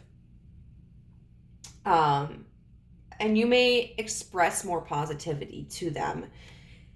I don't know. Sometimes it can be difficult to like do that with strangers. Which you would think it could be the other, it would be the other way around, but everybody's different. I feel like for some people it might be easier to kind of like bond over trauma or pain. And that maybe like the positive emotions are kind of reserved for the people you're closest to. The Queen of Cups is also somebody who is very emotionally intelligent. Somebody who is aware of the emotions the people around them are going through, and somebody who is very aware of their own emotions. The Queen of Cups upright is also somebody who is very calm. She's not going to be somebody who's going to be controlled by emotions. She's not going to lash out at you. She's not a wreck all the time. She's not like toxically happy all the time. Like she knows how to sit with her emotions and how to process them and not allow them to control her. So I think that's very sweet energy. All right, what else can you tell us about Group 2's reputation with their friends and close their established connections? What else can you tell us, universe, about Group 2's their reputation with their friends and established connections? The Eight of Cups in reverse. You do have a tendency to be stuck in the past, and to be stuck in situations that are not benefiting you. And it seems that maybe it's because there's like an emotional attachment there. Maybe it's because like if it's a job or something, you don't want to inconvenience your team by leaving because they'll be short-staffed for a while. It's not your job to stay at a place of employment that you've outgrown just because it's going to put people at a disadvantage. Like, they will figure it out. That's why we have things like, I don't know how it works in other countries.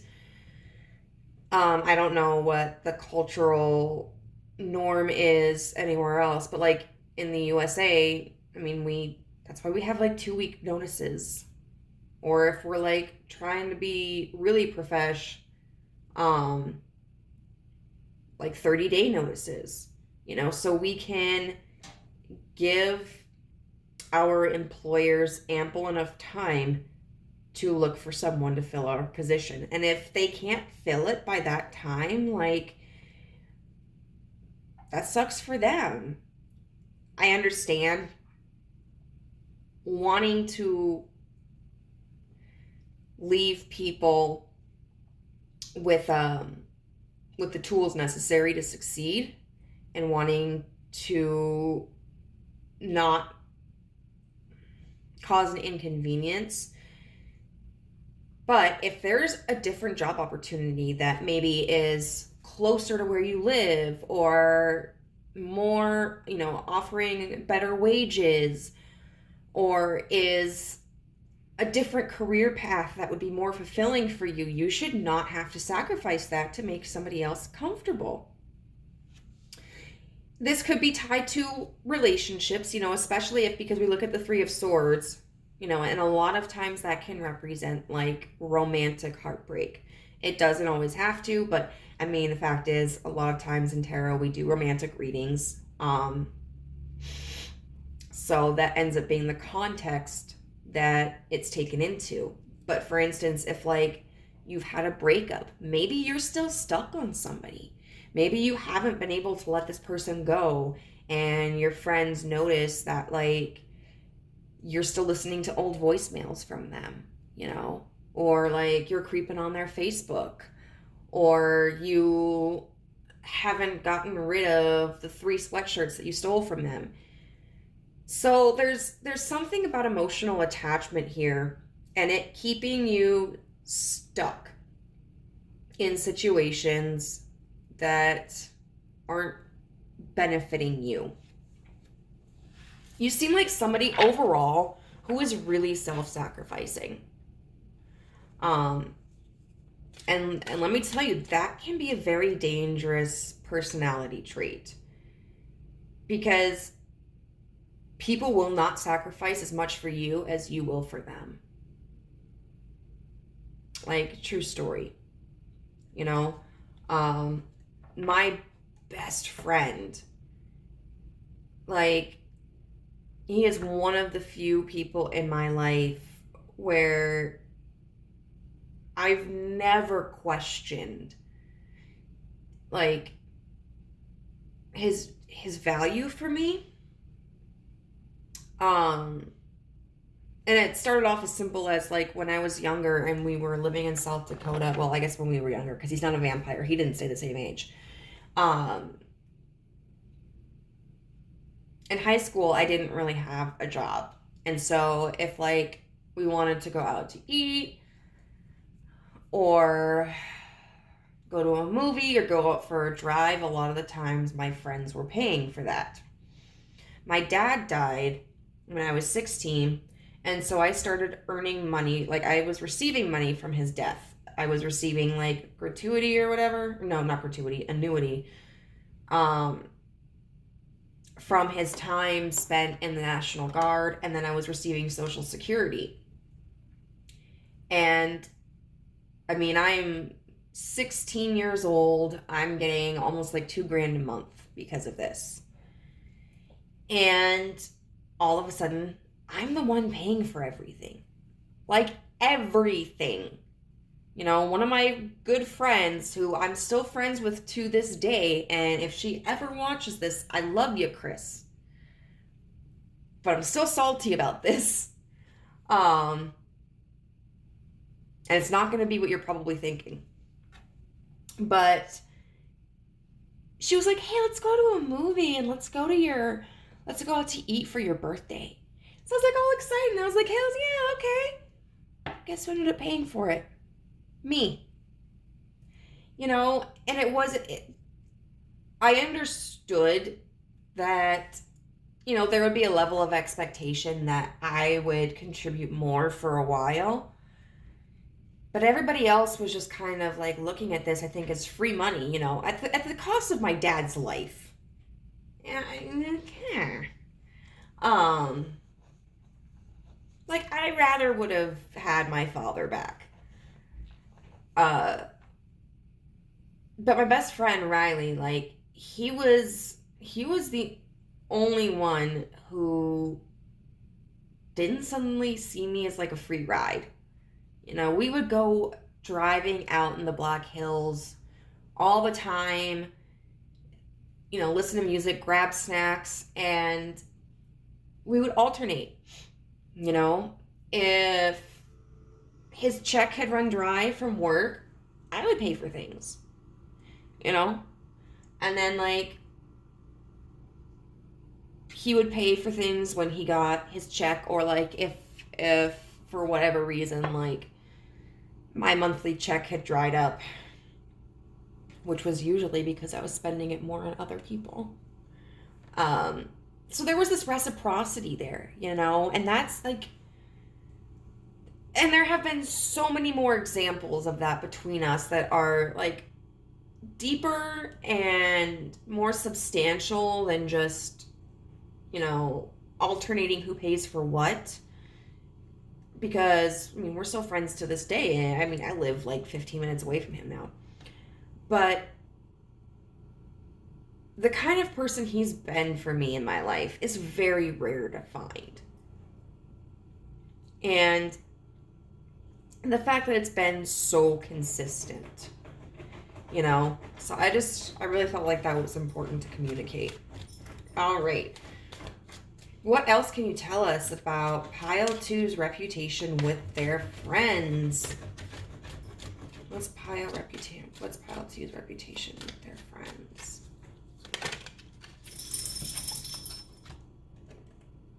The King of Cups.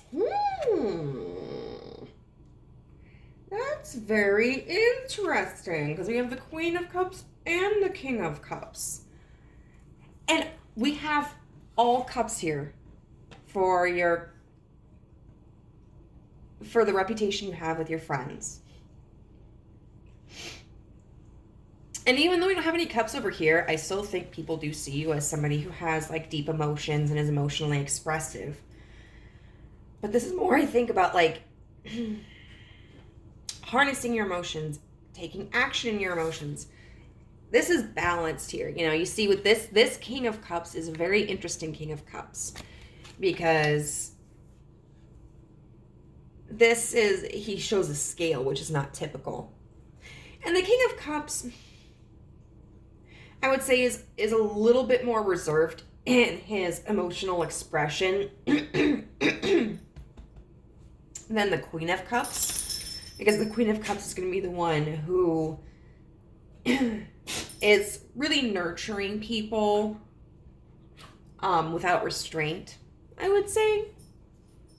It's just kind of like, that's something that makes her feel good, is to help like uplift other people and support other people. And, you know, she's confident enough in her emotions that like she can do that. The King of Cups is somebody who is going to be a little bit more reserved in their emotions, but is going to take more balanced actions with their emotions. Not somebody who's going to make a decision on an emotional whim. You know, like, oh, my heart's broken. Like, my boyfriend of 3 months and I just broke up, and I'm going to move all the way across the country. But, which, I mean, I'm being a little, like, goofy with that example.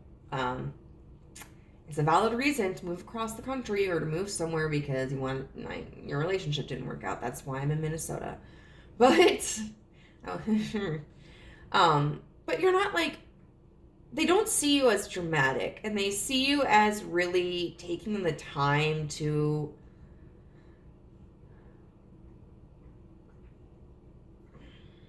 feel your emotions and dissect them and take action in a very emotionally mature way.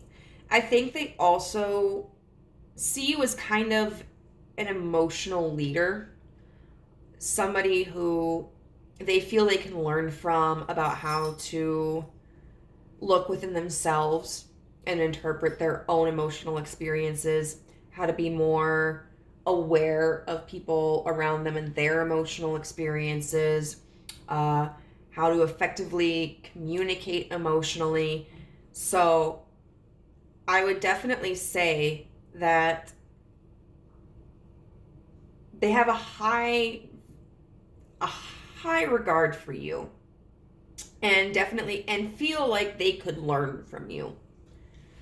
So now we're going to see what traits have kind of fostered this reputation with your friends. You know, and honestly, that's not, now that I think about it, like this paradigm is not necessarily like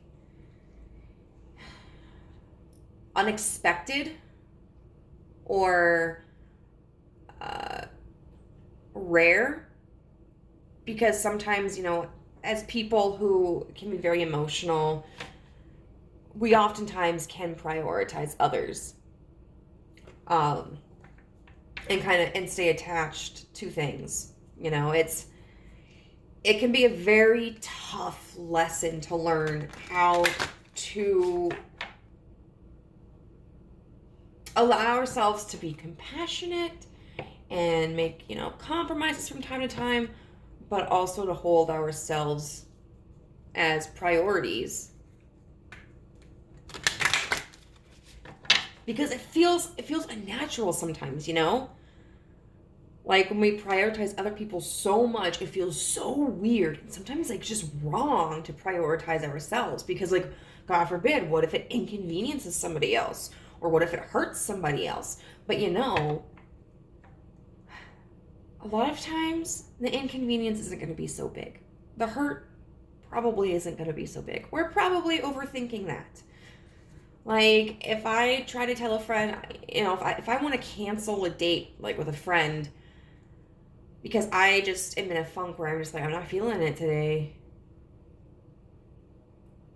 they're probably not going to be devastated by it. Like, it's not going to ruin their whole life. They might be a little bummed, might be a little miffed, but, depending on the situation. But it's not going to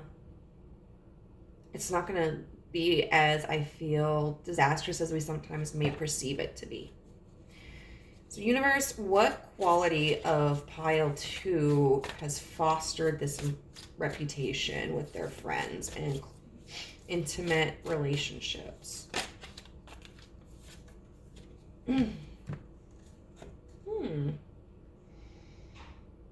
Full moon in Capricorn. Take a reality check. Oh my God, I know what I forgot to do.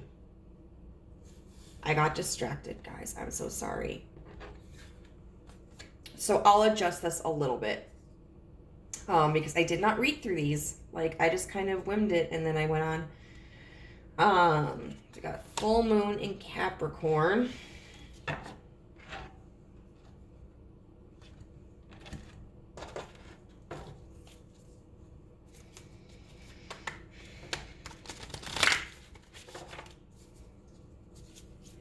What quality of pile 2 has fostered this reputation with their friends and intimate relationships?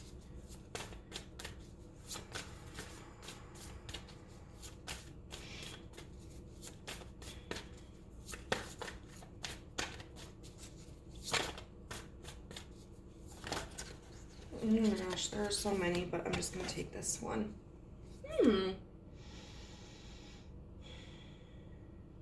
The moon with perception. Very, very interesting.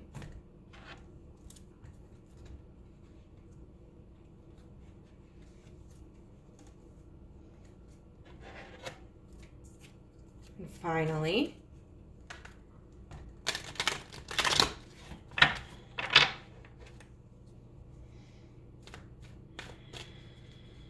what quality of pile 2 has contributed? Okay. Black tourmaline, protect your energy. So what I'm going to do, since I screwed up on reading from the book here, I'm going to interpret these and then I'll just kind of do a comparison from the book. So it's interesting here. So we have the full moon in Capricorn. Take a reality check. Now, Capricorns are an earth sign. I don't know a whole lot about Capricorns. I do know that they are considered to be pretty stubborn. And probably, like, I would say probably the least flexible of the earth signs. Because Taurus is pretty chill. Virgo can be, and I say this as a Virgo sun, but we can be sometimes a little stuck up, but also like, and like nurturing. And then Capricorns, when I think of Capricorns, and we're not taking into any consideration any other aspect of the chart or any other signs that could be present, I just think of someone who's very business oriented. and, you know, has a very black and white perception of the, of like their role in life, kind of looks at things very definitively, like with definitions. It may not always see things in a more abstract or open concept way. Like, you do appear to be open-minded, but it seems like there's a quality of yourself that deals like is kind of stuck in a box.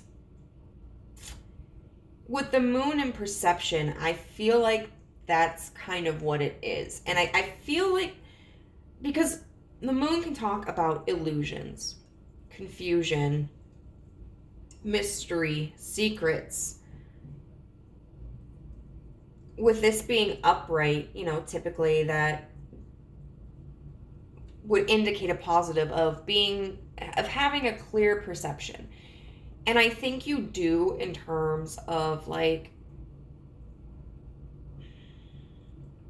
circumstances, the value of people, your own emotions, but you may have a skewed perception of like your value, or a skewed perception of like consequences of your actions, you know, kind of, as we've already talked about, thinking that prioritizing yourself is going to be more of an inconvenience than what it really would be.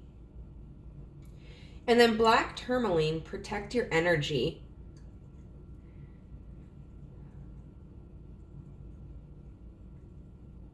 I think that does relate to like this 5 of Swords in reverse and this 5 of Wands in reverse. You know, maybe being somebody who isn't always the most approachable. Not because you're doing anything wrong, but as we've already talked about in the beginning, like some people are just like more, they draw people in by their energy, and some of us can sometimes like kind of keep people at a distance. And if you're like me and someone approaches you, you're like, why are you talking to me? Like, I'm out of my comfort zone. And also just this desire and like the importance you place upon minimizing conflict. I feel like is them recognizing that, yeah, you do have this essence of like trying to protect your energy. So because I messed it up, we're just going to kind of take a quick peek through the books here.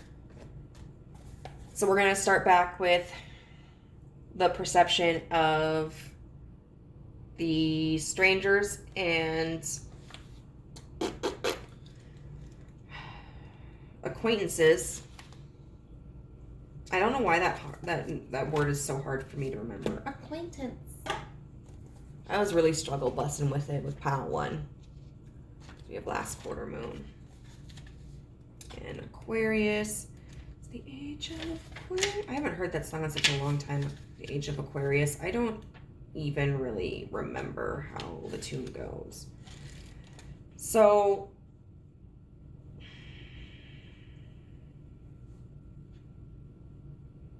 yeah, the last quarter moon is when a mini crisis might prompt more release work.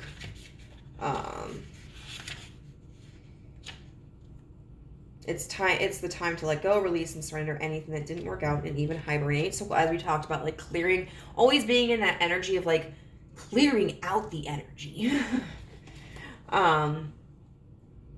It reminds me of like somebody who has OCD tendencies towards like cleaning. And it says, with reflect on your priorities. Drawing this card suggests it's time to be more grounded and work out what really matters to you. Hey, Dime. Oh, you're not Diamond. Why did you respond to that? I know who you are. That's my dog.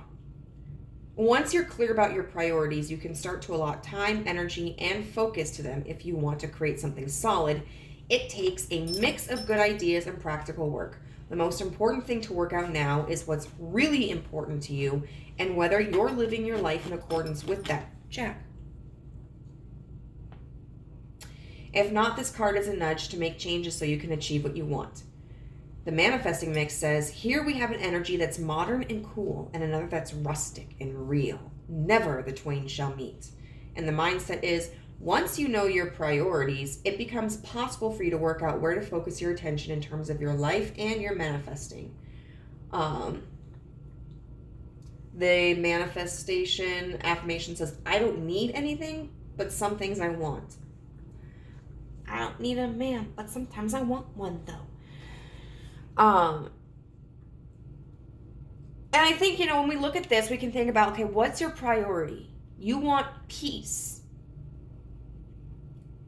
But is the way that you're going about achieving peace realistic? Like, you cannot control other people. And you can try to be as calm and nice and open-minded as you can, and people will still find reasons to fight with you. Try working in customer service. But you can control your reactivity to conflict, to criticisms, to arguments. And that's by working on your own personal confidence and working on expanding yourself to being open to judgment. Expanding yourself to accepting that sometimes maybe we perceive someone as being critical of us and they're not. It might like sting us a little bit because we feel like we have to be perfect. So if you can achieve the peace within yourself, that's going to help you have a stronger sense and a healthier sense of peace outside of yourself. And, you know what? We will just kind of go through the line. I don't want to really jump. So then we have 45 with relationships in reverse. If your chart were a village map, the 7th house is anywhere two equals relate with intensity and intimacy.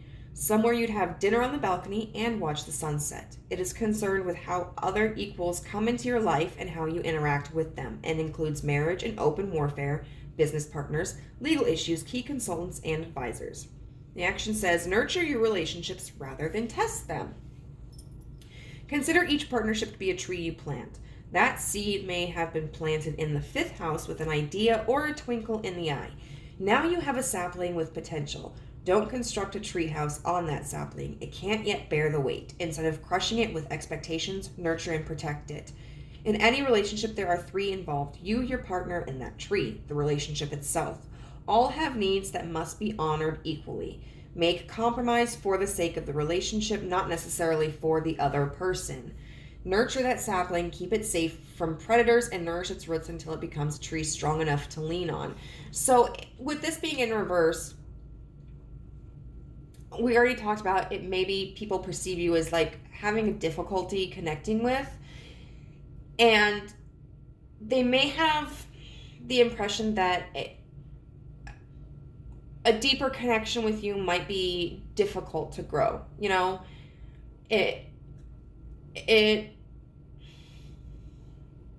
it might not flourish. For myself, I don't want a lot of friends. I prefer to have a small social group. And so I don't really mind kind of giving that impression off, because I just don't have the emotional and mental and energetic capacity to entertain a lot of people. I think the people who are close to you in your life had attributes that made you more compatible to grow that tree, if you will, and may have also just decided hey, this is a connection that's worth putting a lot of effort into. Clarify your expectations with curiosity and flexibility. If you are offered a business partnership, read the fine print. Unpack your baggage, the cultural assumptions and family patterns, and form your concept of partnership. Move past who is right and wrong and develop a fresh understanding. I think that's really important, especially if you've struggled with like wounds from childhood, or other really like traumatic relationships. So I want to read that again. Unpack your baggage, the cultural assumptions and family patterns that inform your concept of partnership. Move past who is right and who is wrong. Because for me, like when I'm really sensitive to criticism, it's because I'm afraid of judgment, of being wrong. And it's like, no, I can't be wrong. Like, no, that just means I've just screwed everything up. You know, it's okay to be wrong sometimes. It's going to happen. And there are a lot of times and situations where nobody is right, nobody is wrong. It just is what it is.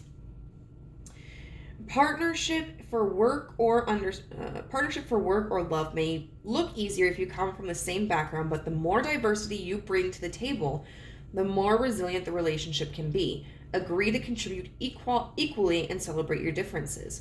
And maybe that's part of why you don't like you might be somebody who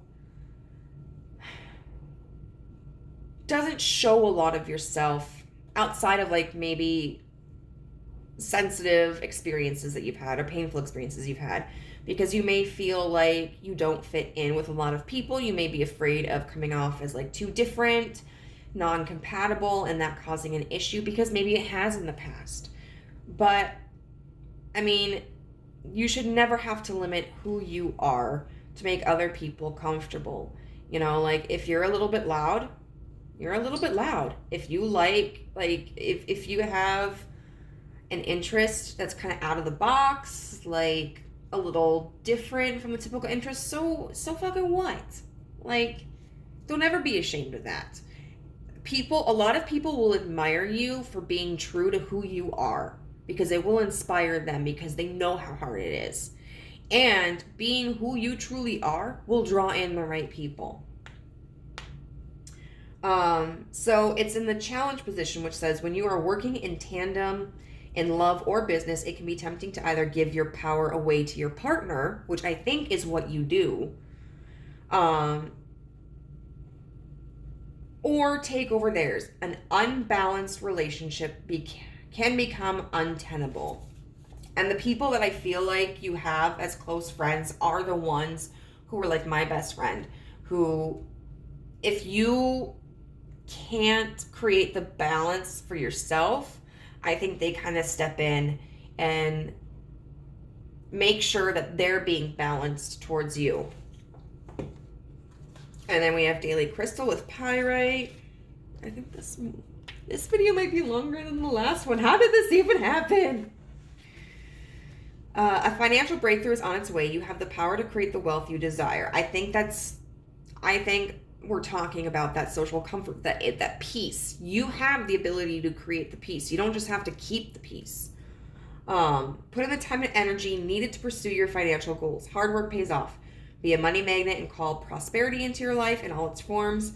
Money and fortune doesn't always appear in the way you would expect. So keep your eyes open for all the financial opportunities that present themselves to you. You are on the right track. Keep working, keep moving, keep going, and you will reap the rewards.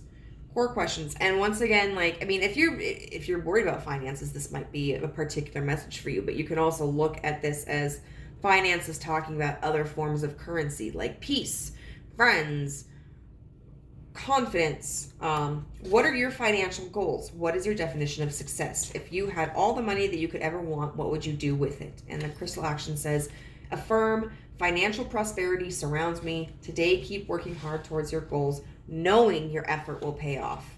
And it's only going to pay off if you work towards it. Other people will not do that work for you. And I know it sucks balls.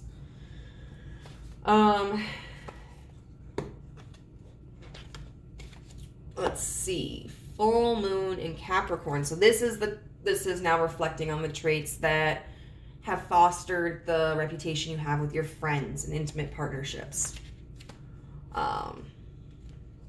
So full moons are all about reaping benefits, acknowledging, giving thanks. Take a reality check. This card has two sides to it, literally and metaphorically. If you've been worrying about something, the good news is that you shouldn't waste another moment worrying, as this won't help. Some things only happen once, and that can be really good news. If you're wondering about how something you're keen on is going to turn out, this card could be a sign that you've hit a roadblock. If you want to change that, you're going to need to put in extra effort with your manifesting work. So we keep seeing that repeating pattern of, like, you have to have intentional work. You know, if you don't, that confidence, that peace is not going to naturally develop. So it's going to constantly be a cycle in life where it's like you're sacrificing yourself so that you're conflict free, that you're peaceful, but then like it's going to come back up again in another way, shape, or form. It's going to be an endless cycle. And discomfort is going to be an endless cycle regardless, but if you do the inner work, it's going to make your experience less hectic and you will have more control over it. Find a balance between facing your reality and be kind to yourself and others. If you're not happy with the message of this card, use the old trick of finding the best thought you can about your situation and go from there. Everything is always working out in my favor. Then we have 19 with Moon. Oh, I just flipped to it.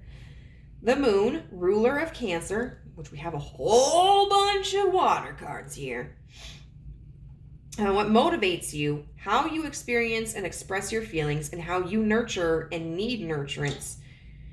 In your astrological chart, the moon is as important as the sun, even though it's much smaller. So it may be beneficial for you to look and see, if you don't know, what your moon sign is, because that can talk about like emotional reactivity and stuff like that. And hello, I have a Sag moon.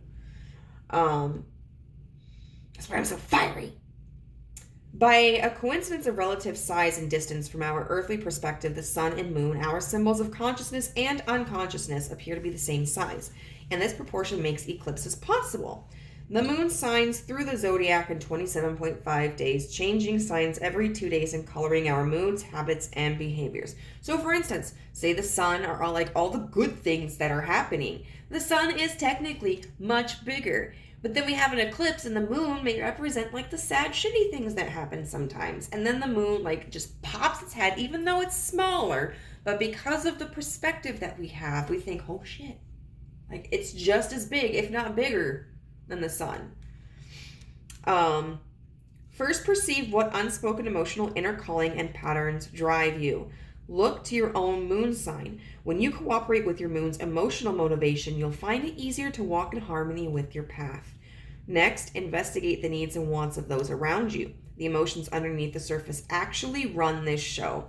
Those primary drives are expressed through habits and actions, nuance and expression, rather than through words.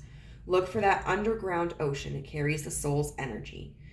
Speak to the insecurities that slow this process. Act in a way that helps others feel nurtured, warm, and emotionally connected. Make them feel at home. I think it's also important for you to do this for yourself. Tend the food, water, and home base. Like the moon, the energy in this situation will wax and wane, so assess the current phase and work with those cycles. So it's going to require adaptability. Because it's upright, it's a gift position, which says you are one with the ebb and the flow. Watch what sign the moon occupies each day and let the moon teach you about its phases. Align yourself with those tides and make your life easier. And then black tourmaline.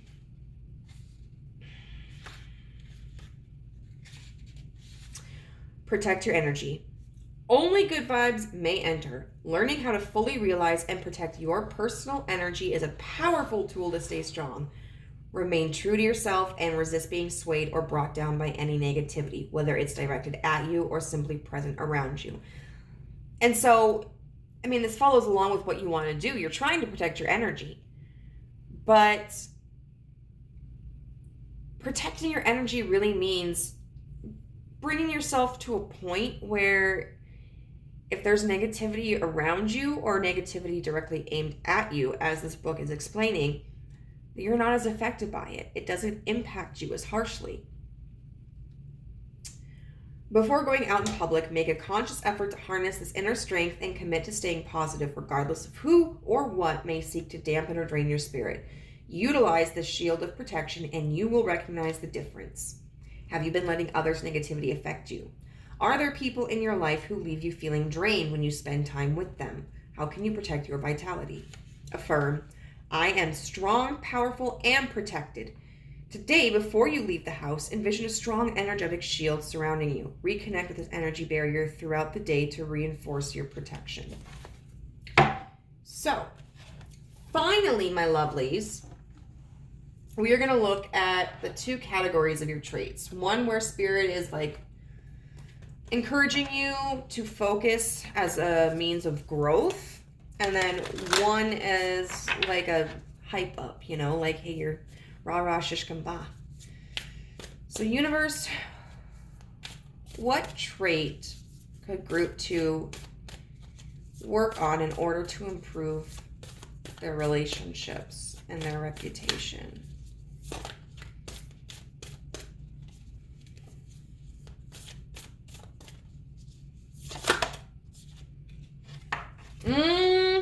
Shift your perspective. Moon, perception.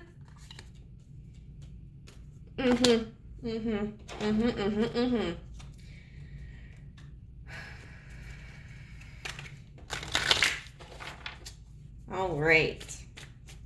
And then can we get another card for what group 2 could work on to improve their reputation and their connections? Love. I've never gotten that card. And then what quality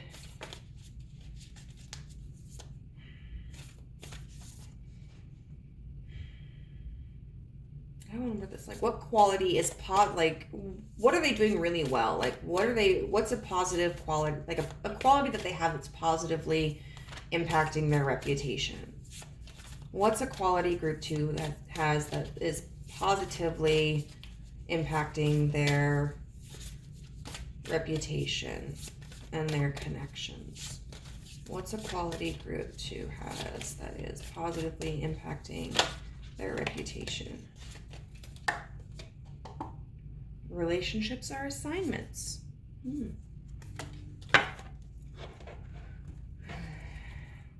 I spent too much time talking about the damn candle. What's a quality that is of group 2s that is positively impacting their reputation and connections? What's a quality? Peacefulness. Okay, we're gonna get started. So shift your perspective. I really feel like that's self-explanatory. Like, if you shift your perspective, that's really gonna change how you show up in connections. So I would say definitely try to shift your perspective on what conflict means, what criticism means. Work on your perspective of, like, if you do have sensitivity to like conflict and criticism and all that stuff, like where that comes from. And I think truly shift your perspective on, like, it's okay to be who you are, and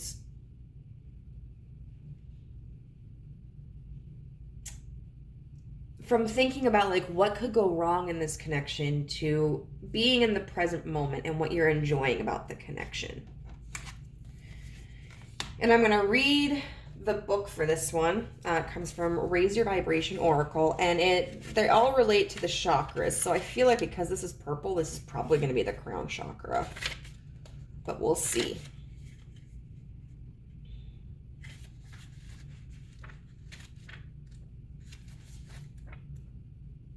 Oh no, it's the brow chakra. It's indigo, which is for C. So it says the brow chakra, also known as the third eye, is found in the center of the forehead. It's the chakra that governs the headspace, the mind, and everything to do with perception, including psychic awareness. In Sanskrit, it's known as ajna, command, giving the clear insight that our awareness and perception are within our control. So you know what's interesting? Because it seems like you're so heart-centered, which is great. And then you have a couple of like,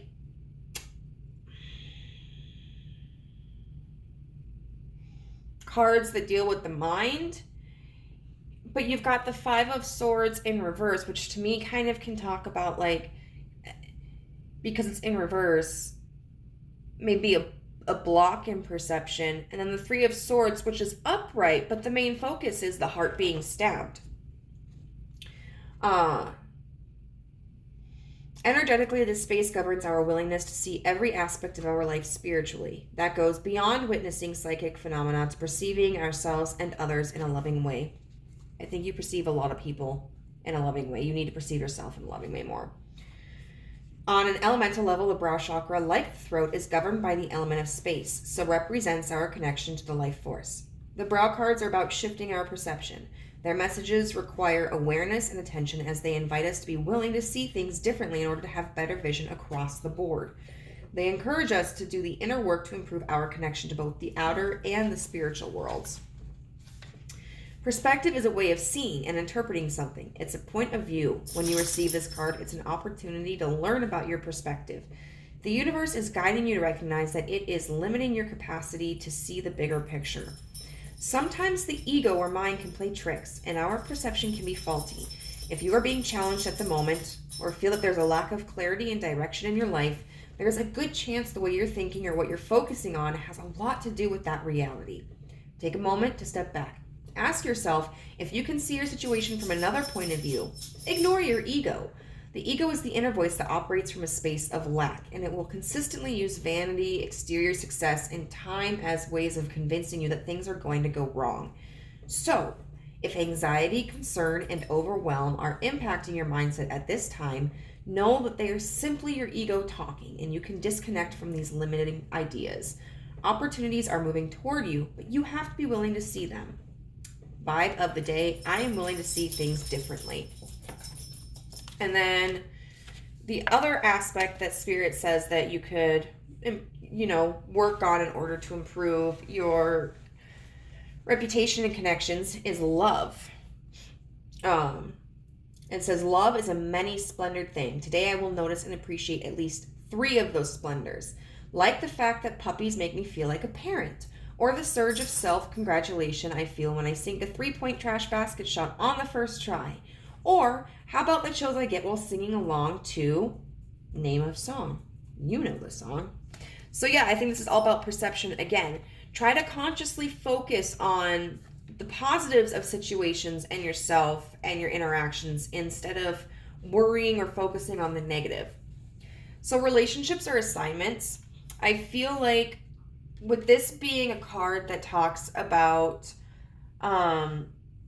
what quality is really benefiting your reputation is the fact that you prioritize your relationships, that the people that you have in your life, like, you will make time for them. They never feel like they are like a last thought. They never feel like you're disconnected. They know that you care about them and you make time for them. We're going to look at what this card means.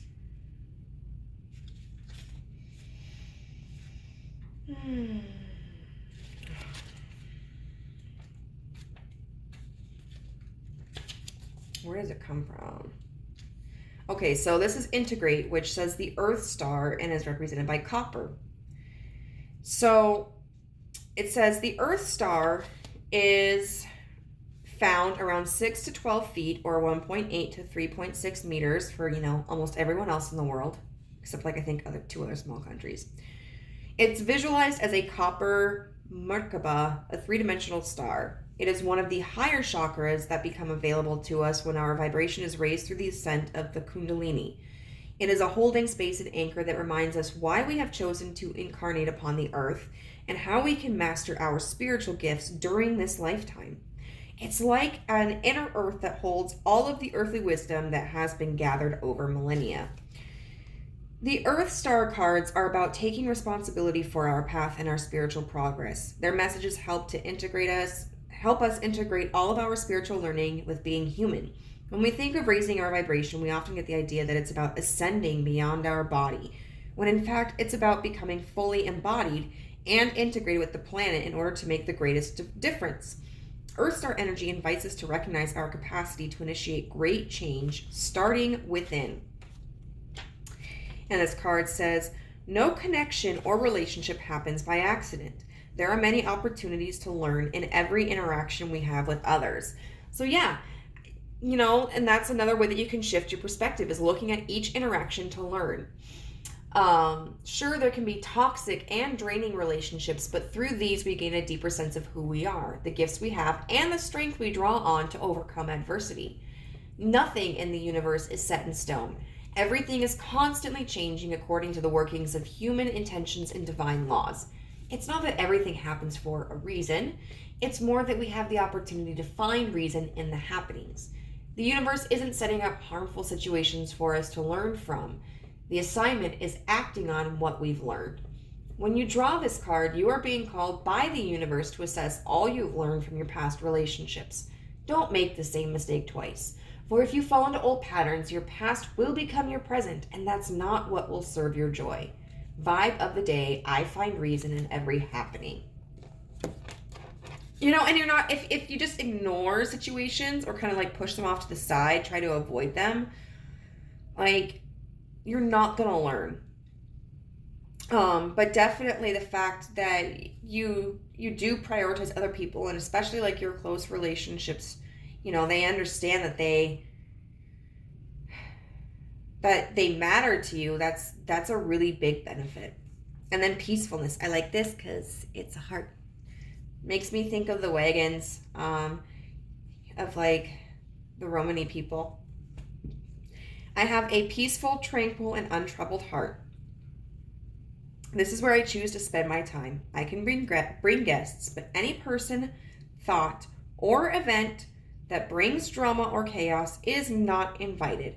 My heart is a special property, and I'm going to keep it that way so we can all keep enjoying it, and I can get my security deposit back. So there is something to be said about being able to discern the energy that's entering into your relationships and knowing like when it's appropriate to kind of let something go, or when it's appropriate to remove somebody from your life. That's something that you are doing really, really well at, you know. And your relationships, like, even though they want to see you stand up for yourself more, and they want to see you be more authentic, there is a certain sense of appreciation for, like, you know, I do appreciate that they're not drama filled.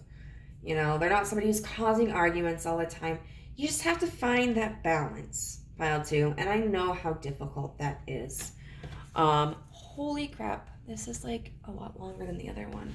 I need to stop talking.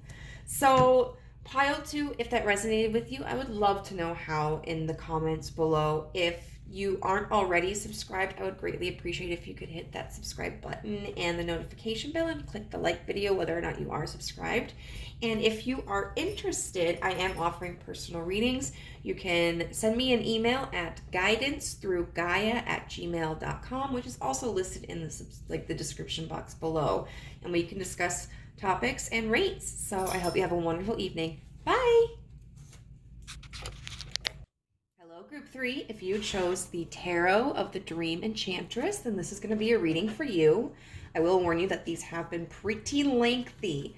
In part, I think, due to my inability to get to the point, which I inherited from my mother, and also because I'm just very deeply interested in human psychology. I do want you to also know that this is left as an open question. So it could be that your reputation is something very positive and uplifting, but it could also be that your reputation or part of your reputation may be more like negative or challenging. It's important to know that this is all just interpretation, though. This is someone's subjective point of view, which may or may not be accurate. And, oops, sorry, baby, please don't sit up my feet. I don't want to kick you. And you never have to accept anything that you don't want to. I just want to put this out there. So what we're going to be doing is we're going to be using tarot to see what reputation you hold with each category. Then we're going to be taking oracle cards and looking at those traits that contribute to that reputation.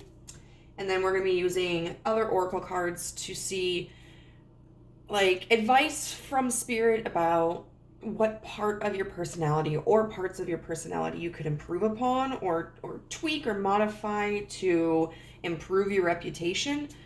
And then also a couple of cards to represent qualities of yourself that spirit just wants to congratulate you on and give you a little boost of confidence. Like, hey, this is what you're doing really, really, really well.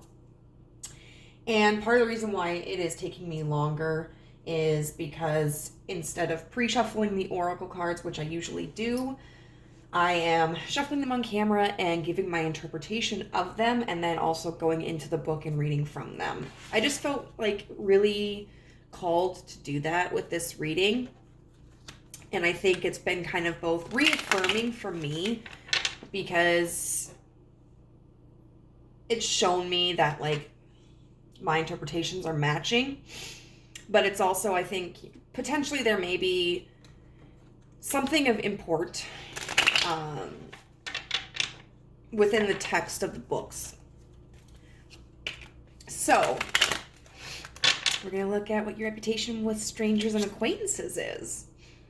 So the universe, spirit, describe pile 3's reputation with acquaintances. How would you describe pile 3's reputation with acquaintances? Ooh. It is the moon card. So to me, that signifies that you're a little bit mysterious. You know, people are curious about you. It could be that you have a unique sense of style. It could be that you are a little bit withdrawn, or even when you interact with people, you may not divulge a lot about yourself. You may also be somebody who is highly spiritual, and people find that intriguing. So it's just, there's something about you that leaves people questioning. So you may find that people are kind of drawn to you. You know, people like to figure things out. People like to research and gain access to like information when something seems like it's out of reach or it's not readily available. And that can even extend to people.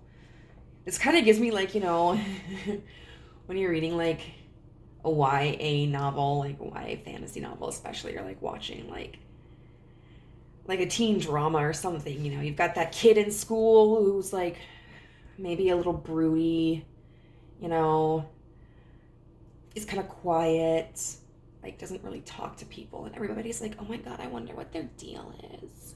Doesn't mean that you have to be broody. Doesn't mean that you are antisocial or anything like that, but that's just kind of like what it makes me think of. All right, what is pile 3's reputation with strangers? The 3 of Pentacles. Okay, so we're talking about you don't have to necessarily be antisocial, but then we pull the 3 of Pentacles in reverse. And I can take that in a couple of different ways. It may be that you are a little bit more of a loner, especially like in your place of employment, or if you're attending school, because if this were like the 3 of Cups in reverse, it would be more of a signifier of not really having friends, not really engaging socially. But the 3 of Pentacles is all about a work card. It's about projects, it's about building. And so it may be that whether you are employed and you're around other people, or you are in school, that you don't initiate contact, that you really aren't a part of any like cliques or groups, or you tend to just kind of work by yourself. And it's interesting because a lot of times, like when we think of like places of employment, places like for education, when we first enter into that establishment, people are strangers, but then over the course of time, we get to know them a lot more deeply. And of course, this is about acquaintances as well, but this makes me feel like you kind of keep maybe most people at arm's length. That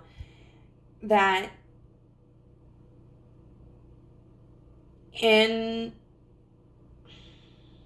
whatever establishment this is, it seems like most people feel as if they really don't get a chance to interact with you.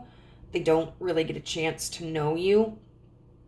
So let's say you've been in the same job for like 2 years. There might be a couple of people who are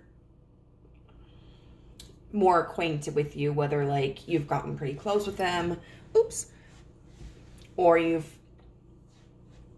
they're pretty solid acquaintances, at least, the people that you might take a few minutes to chat with in between, assignments, people you might go out on smoke breaks with, or, something casual to where it's like, even if you're not really close, there's still a solidarity there and still a defined connection. But most people, it seems like, don't get to that level with you.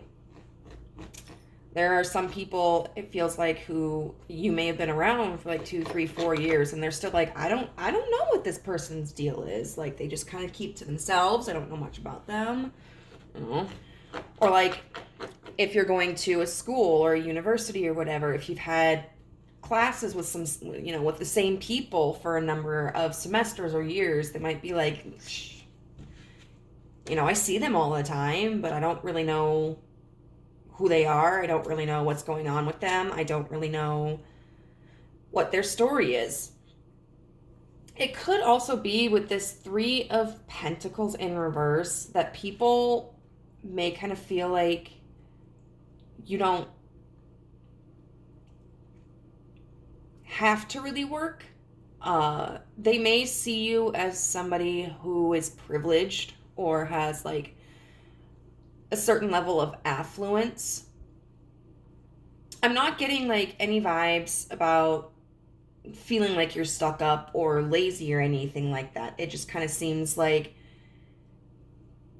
whether this is accurate or not, you're being perceived by people as being in a position where maybe you didn't have to, if you're in a situation with an employment, like you're in a company or whatever, they may see it as like you didn't have to work your way up the ladder like everybody else did, that maybe you had connections that helped you achieve a certain position within the company. If you're going to school, they may feel like if it's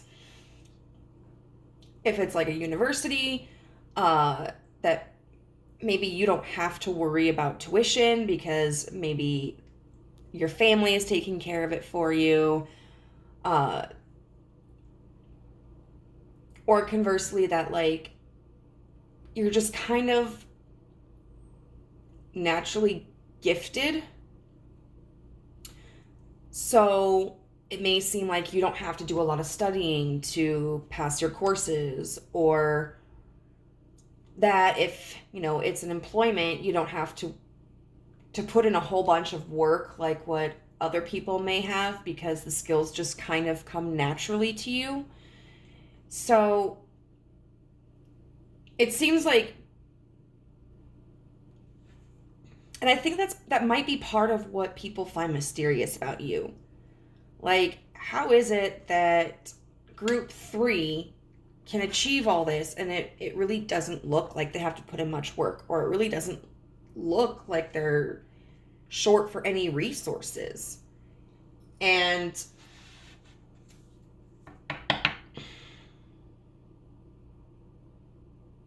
I want to see what else. All right, what else can you tell us about pile 3's reputation with strangers and acquaintances? And even if it's not like in a group setting, in terms of like an establishment, whether it's like school or work, maybe you might be somebody who dresses really smartly. It's interesting. Like, I remember watching a woman who's lived in South Korea for a number of years. And she's originally American. And she would talk about, like, her experiences in Korean culture. And about how in South Korea, people dress up more often than what they do in America. And even myself, I've noticed that, like, if I get dressed up, if I wear, put on makeup, if I do my hair, if I start, if I wear a dress and heels and stuff, people are always asking me, like, who are you going to go see? Like, where do you have to go? And they think it's because there's something important happening. But really, I just like to look good for myself sometimes. And so you may be somebody who has an air of, like, aristocracy, or I guess, is it pronounced aristocracy?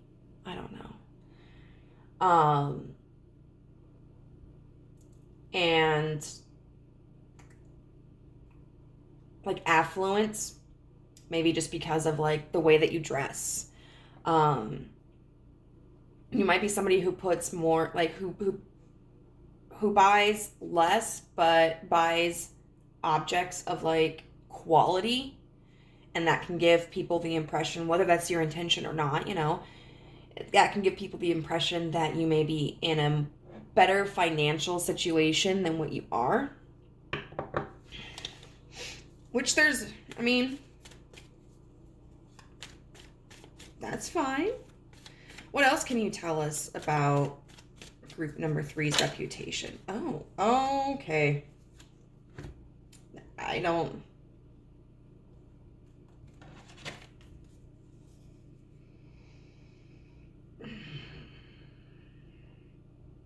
going to take these, and I'm going to take them all as one.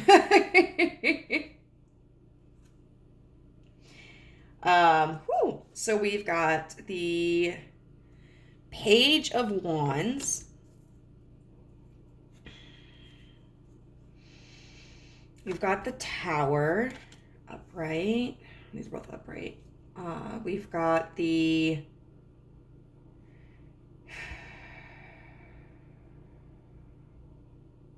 Knight of Cups. And then we have the Lovers in reverse.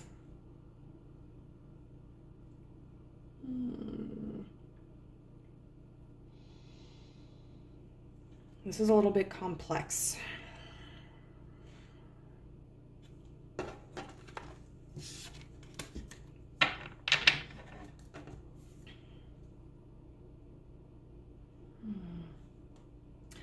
So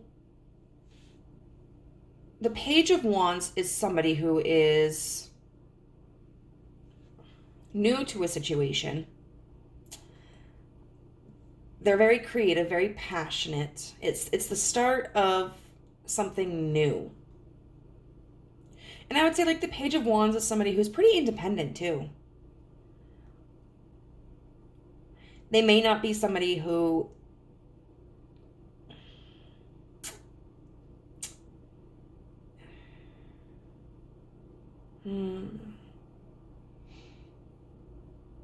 they may not be somebody who always finishes what they start. Because the Page of Wands can be somebody who is swayed by their passion. And passions can change. Conversely, they could be somebody who,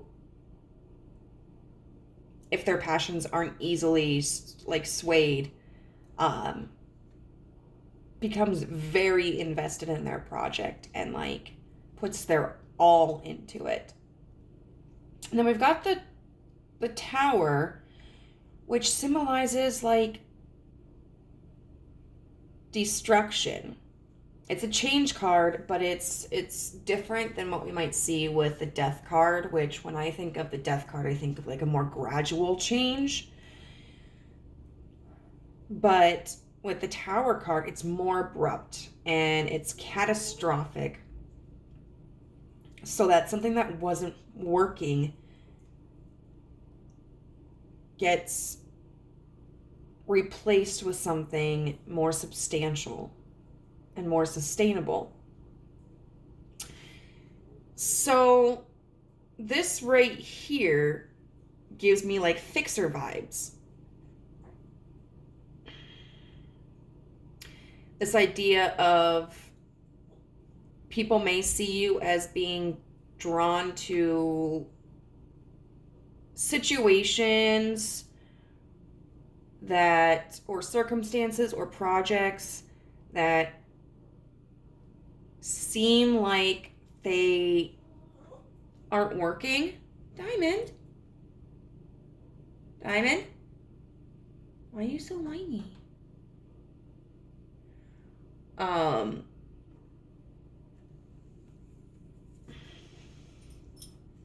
That you come in with like these fresh ideas on how to make it better. Because sometimes when there's something, like if we've been staring at a math problem for too long, or if there's a company that's experiencing a significant amount of like revenue loss, or they've kind of plateaued, and they've tried to work towards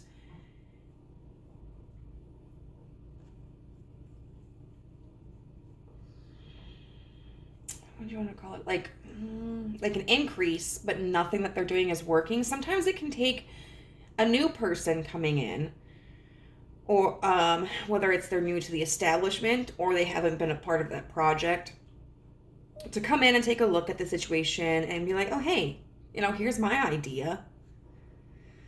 And because sometimes we develop like tunnel vision when we have been focused on something for too long.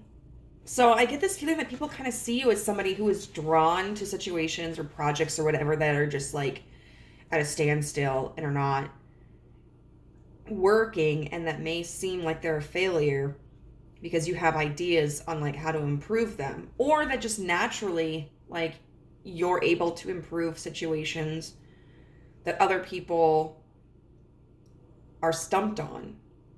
And then we've got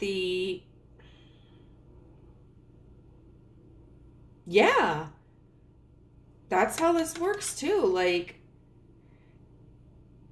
the Knight of Cups is about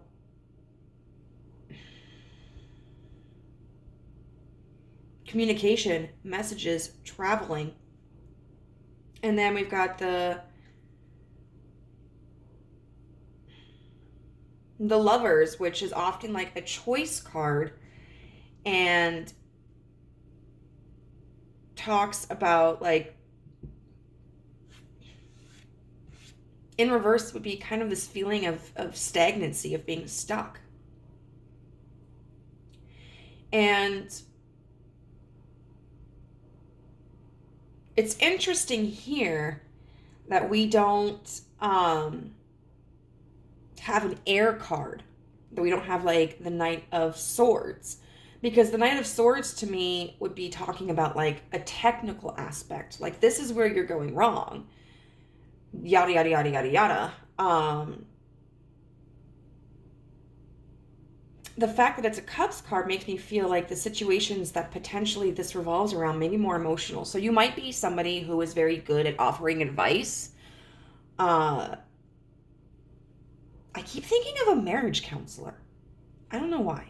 Well, I mean, I kind of do know why, but maybe that's for some, like, maybe someone here is a marriage counselor. Or maybe someone here, people are like, yo, you should be a counselor all the time. But people feel like you just kind of have the answer for everything. I just keep getting this feeling of like, who the hell is this person? like we don't know much about them. They're mysterious. Seems like they just have like prophets kind of fall into their laps, and then like they just give this bomb advice. That's pretty cool. I don't know. Like, are you even human, pile 3? So now what we're going to do is we're going to get into the qualities of this that contribute to this reputation with strangers. And it's, all 3 piles have been so different, like, which is, sometimes I get frustrated because it's like, some of my pick-a-card readings, like, the piles will be similar, but they'll just be, like, minute differences, which I suppose it's the minute differences that would be the important, like, the major important factors. But all these piles have been, like, really different. It's very interesting.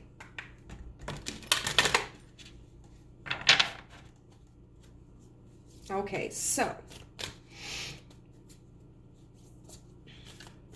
what qualities does group 3 have that contribute to this reputation with strangers and acquaintances?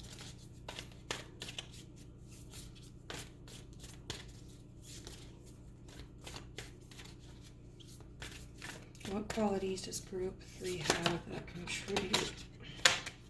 Okay.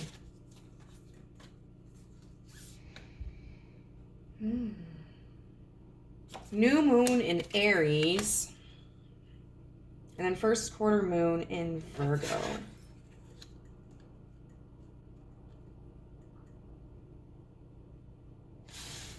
Ooh, I don't want to just, I kind of want to put these right here. This pile is so far like having more cards than the other 2. Okay.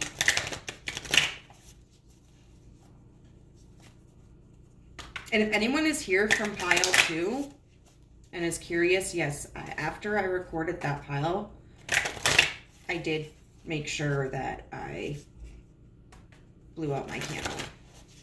Because I didn't want to come home to find out that I had left it burning for like 12 hours. Okay, so what qualities of group 3 contribute to this reputation they have with strangers and acquaintances?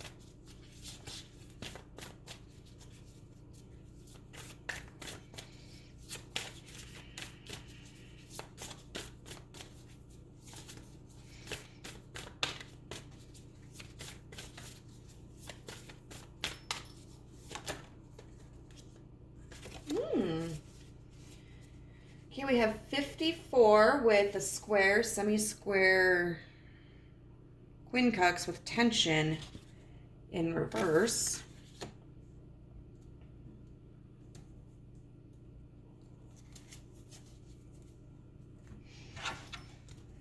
And then what qualities does group 3 have that contribute to this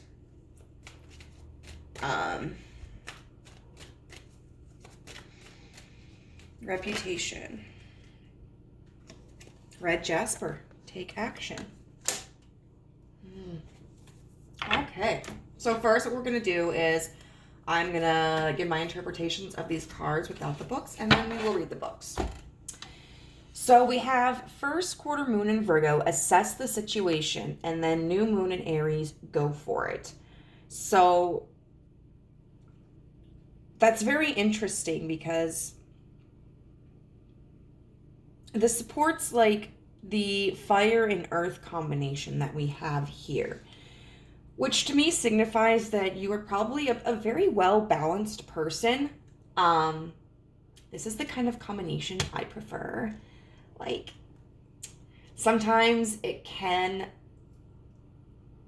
if someone has like a lot of earth and fire placements, they may lack a little bit in like communication and like emotional communication, especially in emotional receptivity. But I really, I want the quality, like earth qualities and fire qualities in a partner, you know, because there's that like that groundedness to them, that stability, but then there's also that creativity and that fire and that passion. I'm also like a Virgo sun and a Sagittarius moon, so I'm probably just trying to look for someone a little bit like me. So first quarter moons often talk about like seeing the challenges that are before us.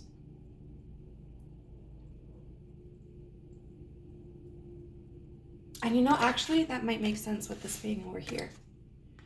Because new moons are about setting intentions, setting goals. And so you seem to be somebody who is very good at setting a goal and then analyzing what it is you do, like that you need to achieve that goal.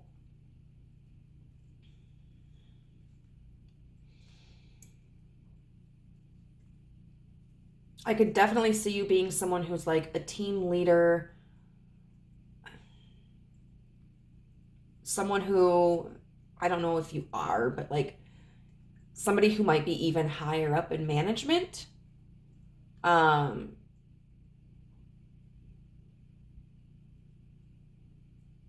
if you were in a corporation or something, I could definitely see you being like a VP or a CEO or an RVP. Somebody who's very good at coming up with a plan and then like coming up with a goal and then creating steps to reach that goal.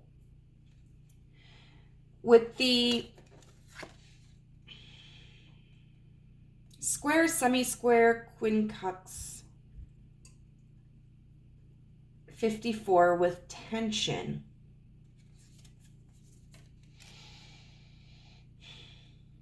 In reverse, I feel like this indicates there may be a like a no nonsense kind of personality.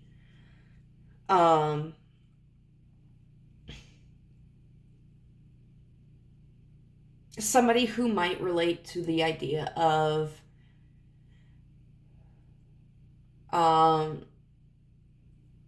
there's no try, there's only do or do not.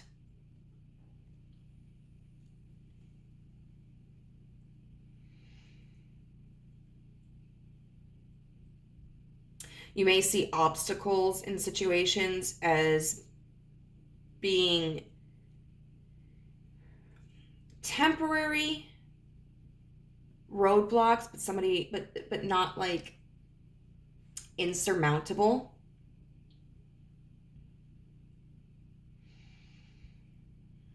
So I feel like there's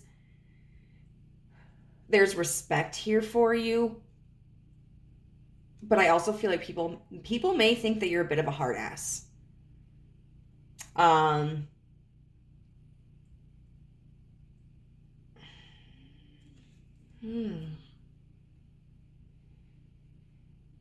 There may be this impression that sometimes you might have expectations that are unrealistic of an outcome or a person.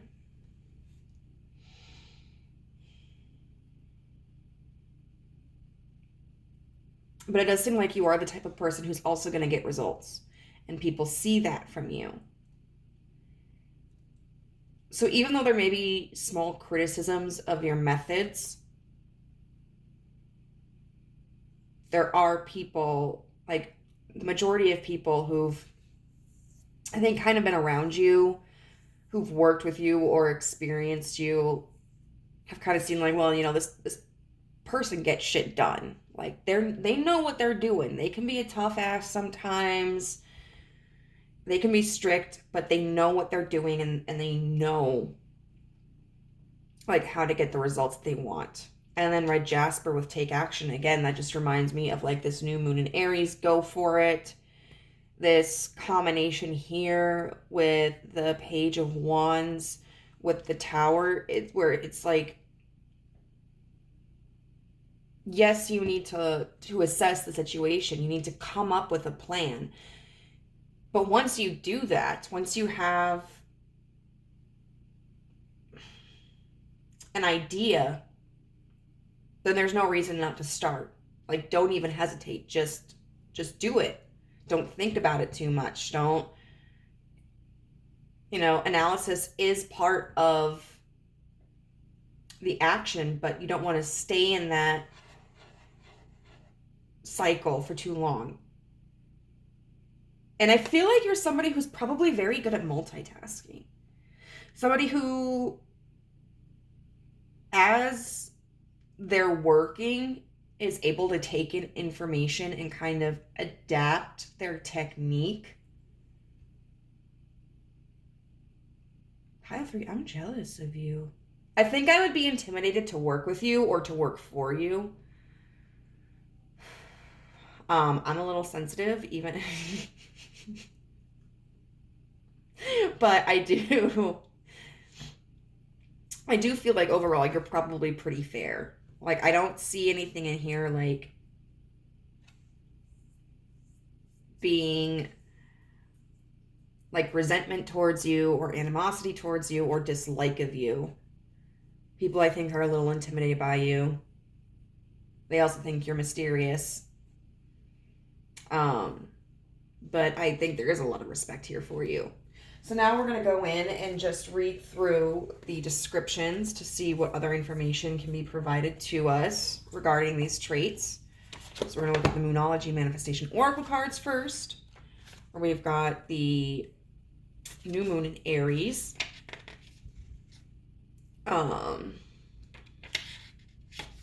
This card heralds good news. Opportunities abound and the outlook is positive. Go through the doors that are opening up to you. There's every reason to believe you'll create what you want, even if you feel a long way from your goal. Keep going and be courageous. Chase your dreams with childlike enthusiasm and expect your desires to be satisfied. Don't sit around making plans. Do take action. This is crucial. Chase your goal. Believe in divine timing and love making the first move if you dare.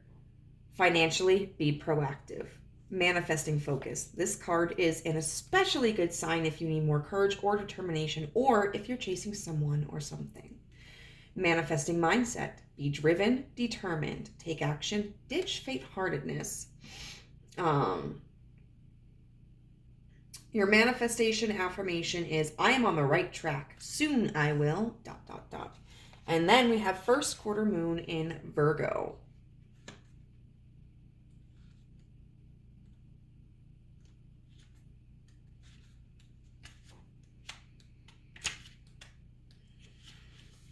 Stop. Okay, assess the situation. Stop, breathe, and take stock. Perhaps you've taken on too much. Now is the time to be reliable and practical. Laziness is your enemy. Also, don't be too influenced by the crowd and what they're saying. Do you still want what you used to want, and as much? If so, are you really doing what needs to be done to make your dreams real? Express how you feel, but do it without too much self-criticism or criticism of others. Wow. Is that in there just because it's a Virgo card? Make an honest inventory about where you could do more to manifest your dreams. The energies at play here are a mix of flirtatious and shy, inquiring and hesitant. You need to work them in your favor. This card asks you to be mentally flexible. Whatever challenges you face, your current situation is unlikely to be at a total impasse. See, like, that's perfect. That's exactly what I was saying. You know, that you can adapt, aka be mentally flexible, and that you may look at things as temporary roadblocks, but not insurmountable. This does the first quarter moon in Virgo.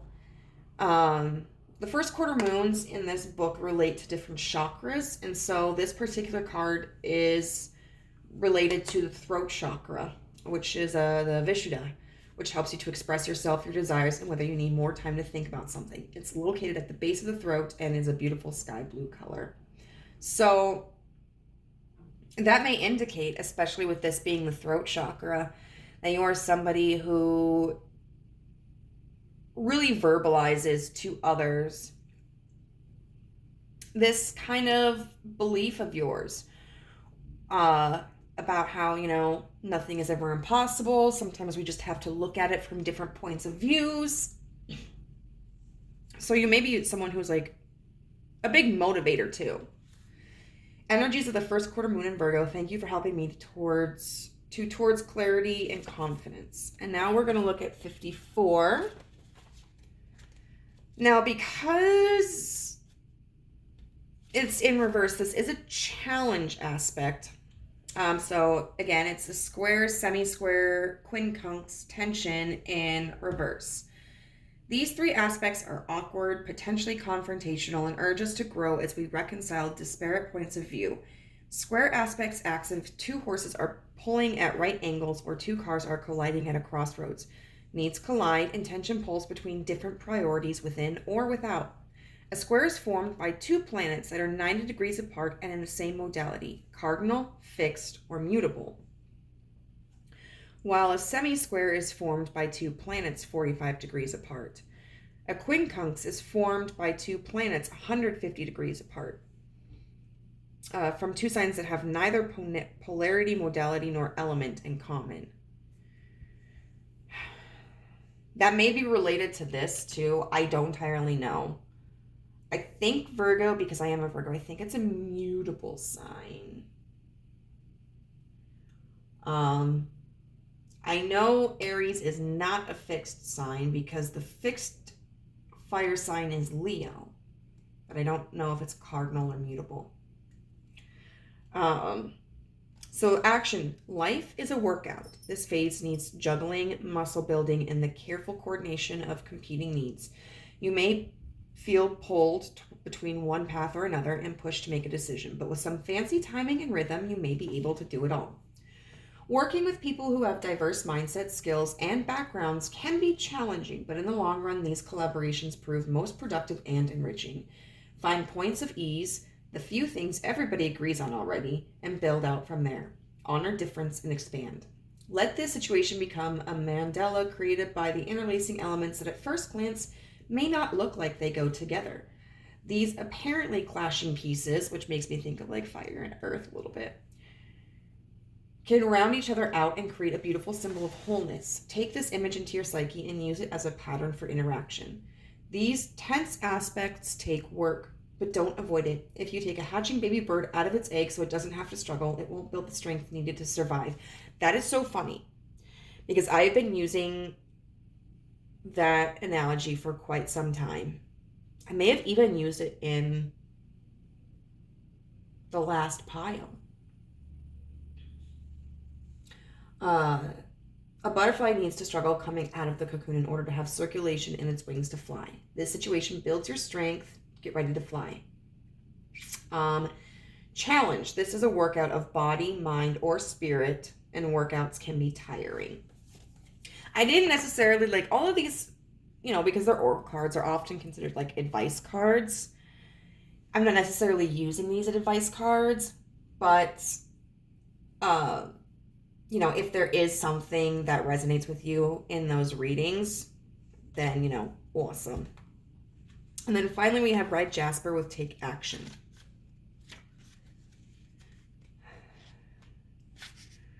Check that box. If your to-do list keeps growing or you're losing motivation, shift gears and put the pedal to the metal.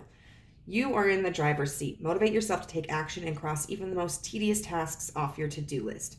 Getting started is half the battle, but it's equally important to be dedicated and finish what you start so you have a sense of accomplishment at the end of the day.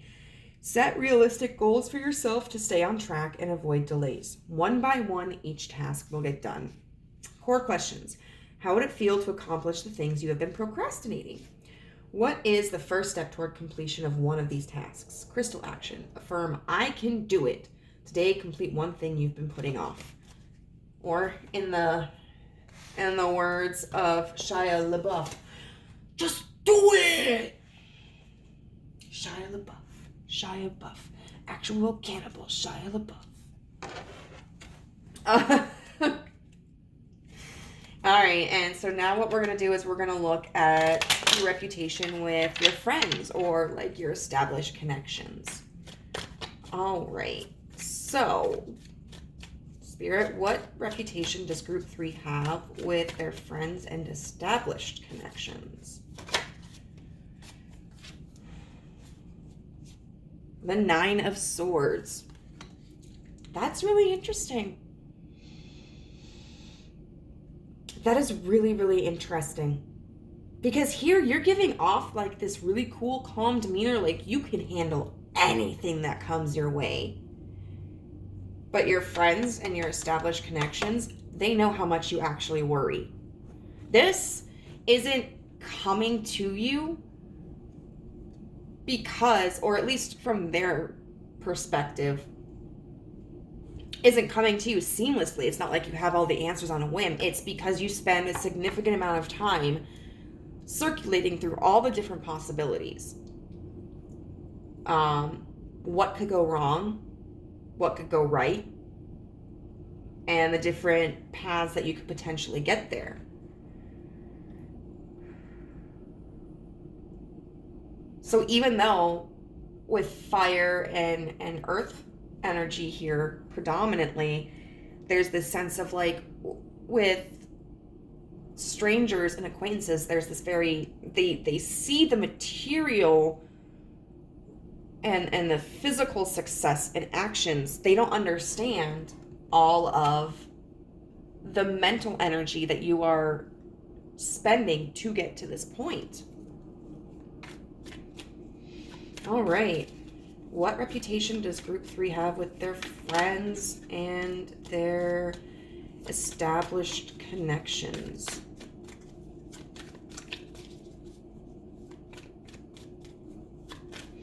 What reputation do you have? What reputation does group 3 have with their friends and established connections? And you may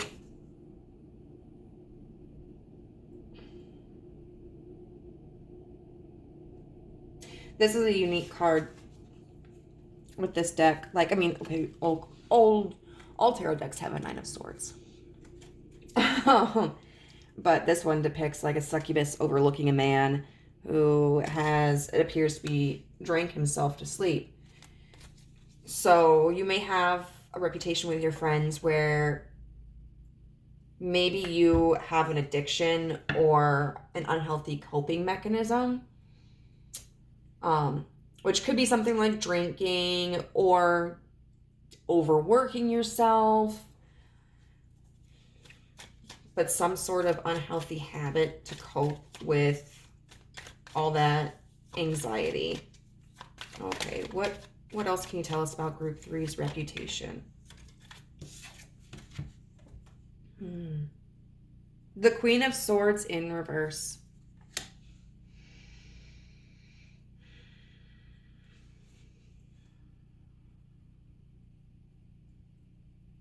I would say very stubborn. Your friends see you as very stubborn. And so what may look like flexibility here to your friends and established connections may seem like relentlessness. Almost like you get stuck in an idea and you won't let it go.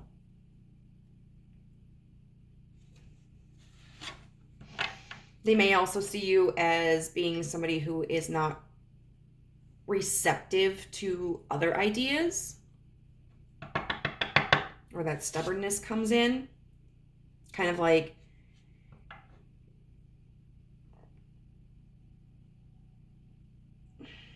we've tried communicating, like, I popped an idea over to group 3 and they were like, nope, that's never going to work. Or that's not the direction I'm going in. Or nope, not doing that.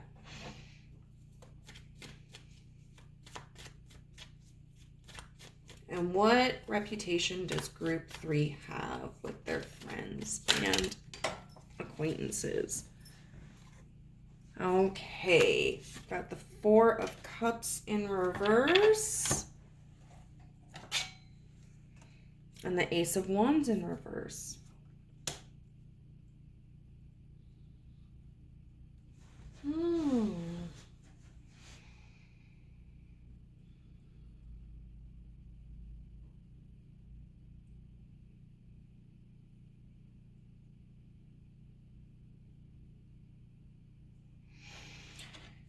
I would say this 4 of Cups in reverse energy at this point would almost be kind of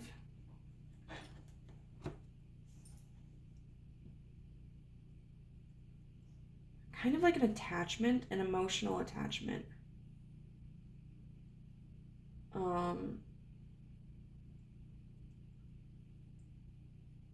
But not in the sense of like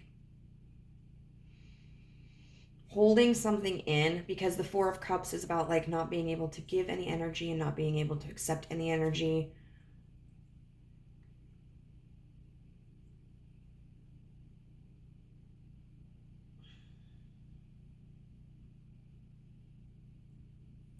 Almost like this energy of like once you've opened yourself up to someone or something, it can be really hard for you to let go. And so you might continue to put energy into that.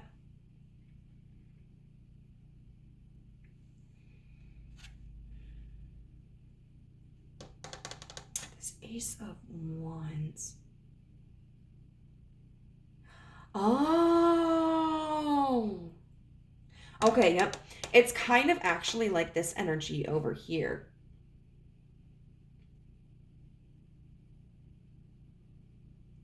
With this Page of Wands and this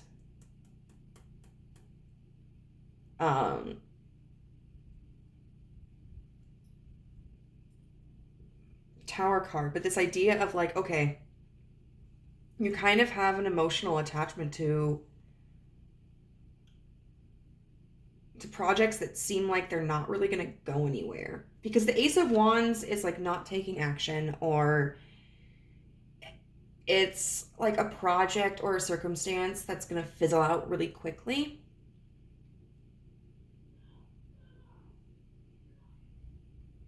I don't know if you can hear that, but there was like one of my neighbors freaking out. Don't know what that was about though.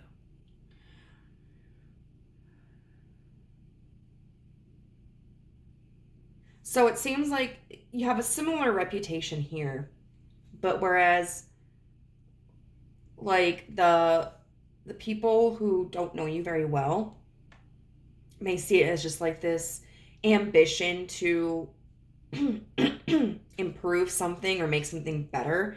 I think your friends realize, and your like established connections perceive it to be as like you kind of just have this emotional attachment, almost like it gives you purpose, where, I mean, maybe you feel that you are really good at fixing something. You may be somebody who's not very good at, or at least doesn't feel like you've had a lot of success in starting something from the ground up, like pursuing something from the very beginning. But you may feel that you have a talent and an aptitude for going into something that's already been established, but is not productive anymore, and finding where the reason is for that. And there is some kind of emotional, I think, attachment to that. This feeling of like, this is what you're good at. This is what you can contribute to society. This is what your purpose can be. And I think at the end of the day, like, your friends and your established connections want you to realize, like, there's, like, you do have a lot of value too. It's got kind of like a sad and uplifting feeling to this. And the sad part comes from almost like if there's a sense of insecurity in you, or you felt like in the past maybe you didn't feel like you had a purpose, or if in other aspects of your life you don't seem to have nearly the success that you find here, whether it's in like your relationships, your own unique ideas, your connections with your family, and, you know, et cetera, et cetera, et cetera. So it's this feeling of almost like kind of using this quality to identify you. And I think that your friends and your deep connections like want you to understand too that this is a great quality of you, but it's not the only thing that makes you a valuable person. And it's not the only thing that should give you life and meaning. And that you are worthy and valuable for reasons well beyond this. Okay, so we're going to look at what qualities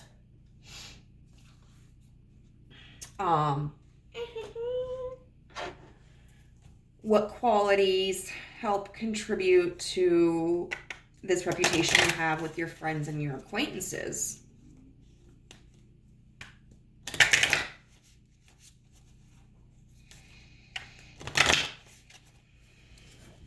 Okay. What qualities does group 3 possess that contributes to this reputation with their friends and established connections? I mean, okay. Fine.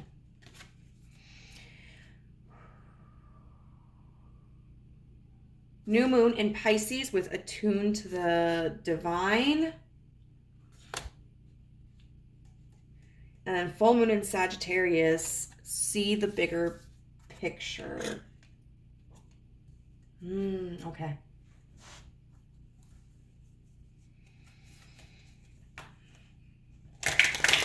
What quality does group 3 possess that contributes to this reputation with their friends and established connections? That is a mouthful. What quality does group 3 possess that contributes to their reputations with their friends and established connections? Wow! Aries, act. Aries. Basically Aries energy. You must be a very go person.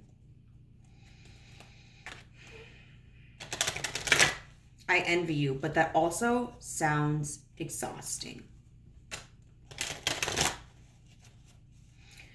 And then finally, I'm not going to take that one. What qualities does group 3 have that contributes to this reputation with their friends and established connections?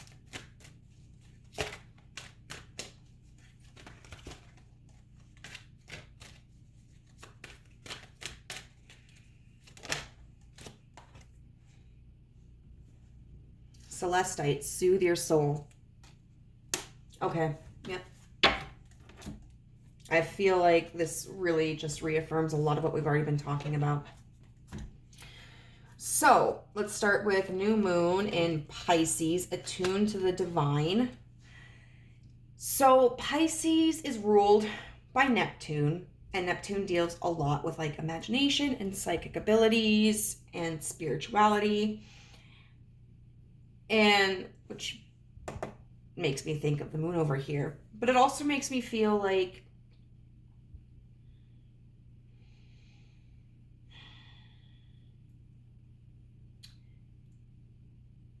there's something about like your emotions and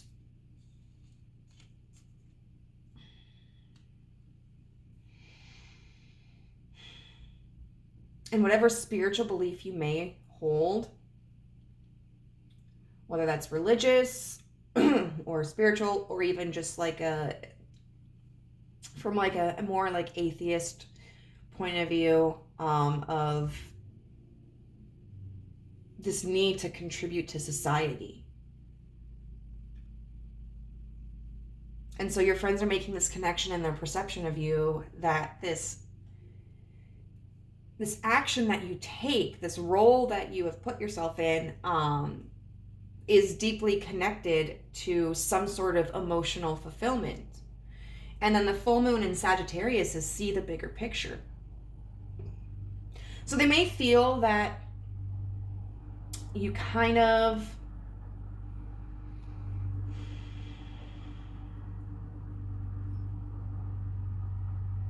miss, I suppose, the finer details, which is interesting because I feel like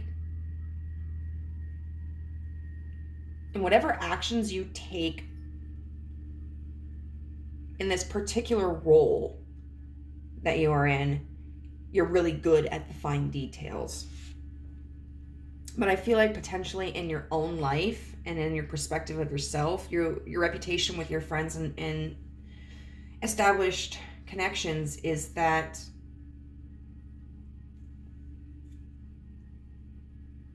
I think you're so, they think you're so focused on how you can like maximize your impact, that potentially you may not be seeing if your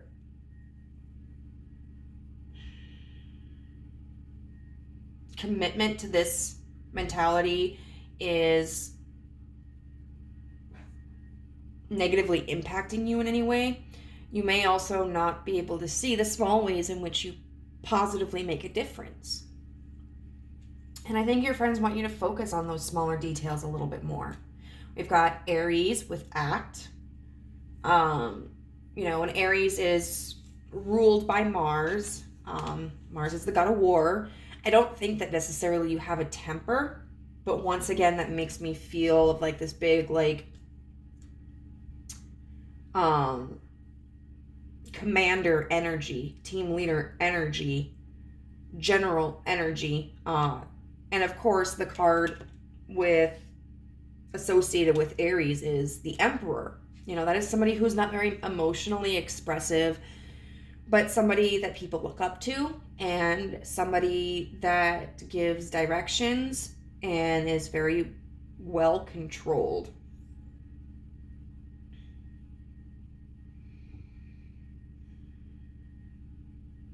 And then with Celestite, soothe your soul. I think your friends see this behavior, this Aries act, and the new moon in Aries, go for it, and the red jasper, take action, once again as something that you've locked onto because you're looking for emotional healing, emotional fulfillment.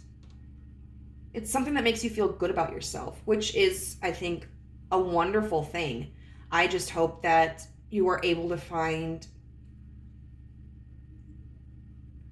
other qualities and aspects and facets of your life that also make you feel good about yourself. I kind of worry that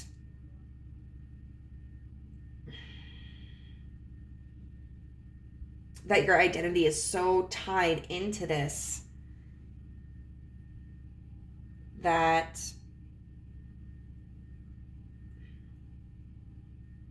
you may not find satisfaction, like genuine satisfaction or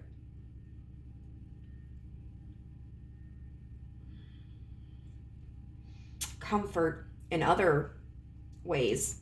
You may not find meaning in other ways. So let's look at how the book describes these. So we've got the new moon in Pisces. Once again, new moons are all about setting intentions. So you have the opportunity, attuned to the divine. You have the opportunity to slip into the flow of life now. When that happens, you want what is happening, and what is happening is what you want. Your manifesting is working perfectly. Just make sure that you stay attuned to your higher self, and you'll be well on your way to feeling blissfully happy and in tune with your dreams.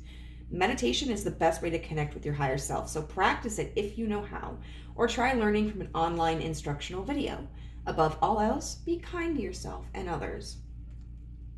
And I will say meditation can be done in many forms. Sometimes I like to, sit there quietly and listen to music. Sometimes it's I read and listen to music. Sometimes it's I just go chill out in nature. It's whatever makes you feel calm and kind of like slows down the mind. This card is an especially good sign for matters related to spirituality, contacting other realms, taking some time out, or dealing with a fear. The more you can believe that all is well, the more all will be well for you. And then, my conscious dreams create my reality. And then we go to full moon in Sagittarius, which is, full moons are about acknowledging the journey that you have just undergone, reaping the rewards and the benefits, learning the lessons. So, full moon in Sagittarius. Believe in your good luck. Just kidding.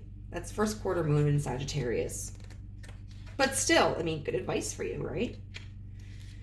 See the bigger picture. At this point, your best bet is to be the bigger person in whatever situation is on your mind. If harsh words have been exchanged, this card comes with a gentle suggestion to diffuse the upset with some humor. The world is your oyster when you draw this card, but you need to find a balance between where you are and where you want to be. It may be that you need to do some more research before you move closer towards whatever it is you want. When you're manifesting, the journey of discovery can be empowering as dreaming the big dream. Find a balance between saying what needs to be said and saying too much. One thing is for sure, having an open mind will serve you well now. Talk to people about your issues and get a view of the bigger picture. So with this Queen of Swords energy in reverse, I would definitely recommend, if you notice that maybe you kind of dismiss the concerns or the suggestions other people have, whether it's about work or whether about your education or whether it's about your own life, and hey, we think this is taking a toll on you. Definitely try to work on opening up a little bit more and being more receptive, because I think your friends are really concerned for you. I think they also have a lot of respect for you and appreciate you, but I think they are a little concerned about you being overworked and being hyper focused on your value to society in general, and just kind of want you to realize you have value just for the fact that you're you. I know that I am blessed and I love my life within that knowing. Then we go into Aries. Now, because this is upright, it's considered the gift position. So Aries asks you to remember your personal fire, your reasons for being alive. It pumps up the volume on your life force. Its energy is raw, exhilarated, direct, rude, passionate, and looking for a challenge. Use your wisdom to focus this raw power and give it a goal. Aries is the cardinal fire sign. Okay, and that's interesting. Okay? Very interesting. Because this talks about, I guess technically it would have talked about all three possibilities, but the quincunx are two signs that are different modalities and different elements or whatever, which these two are. Whose fresh, brash enthusiasm is symbolized by a headstrong ram. It rules the head and imbues initiation, new beginnings, spontaneity, rebellion, and rebirth. The sun shines here March 20th to April 20th. So the action is begin. Move into new territory. Cut to the chase. Be a hero. Feel the call to action and thoughtfully respond. Clear the air and clear the decks. Be crisp and to the point. Shoot from the hip. Set healthy boundaries just by being vibrantly alive. Express affection enthusiastically, spontaneously, and passionately. Work in short, intense bursts rather than long periods of deep concentration. Aries activates which you may find useful. Aries activates our inner adolescent. Direct orders can set off knee-jerk rebellion. Instead of telling others what to do or how they feel, express your own experience and opinion and speak in I terms. Set a challenge and let others find their own answers. Make sure all sides feel heard. If a person feels torn between meeting their needs and meeting another's, they'll take care of their own needs first. So don't set this up as an either-or situation. Sometimes our need feels like the need to satisfy other people's needs. So we call a people pleaser, just like me. Aries energy boils over quickly. If a situation threatens to erupt in conflict, get out, take a break, and come back later.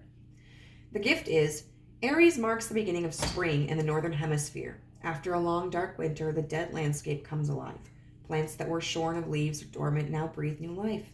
This is a brave miracle, and it can be your miracle. Feel the flowing inner life force. Trust this divine direction and summon the courage to begin.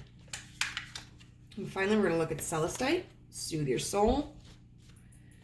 Trust that things happen in life for a reason. It's natural to worry about the unknown, but try tapping into hope instead, which I feel is really good advice for this Nine of Swords card.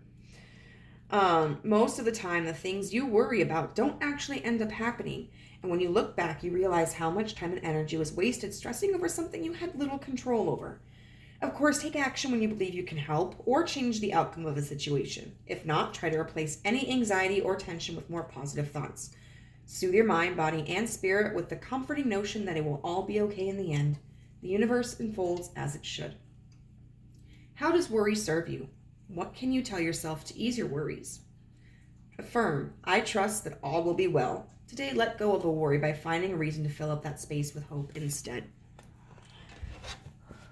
All right, and finally, we're going to be looking at these cards here. So first, we're going to focus on what quality Spirit recommends you work on if you want to adjust your reputation.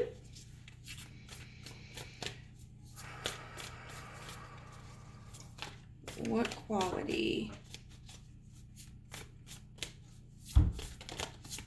does Spirit want to recommend tweaking to adjust a reputation?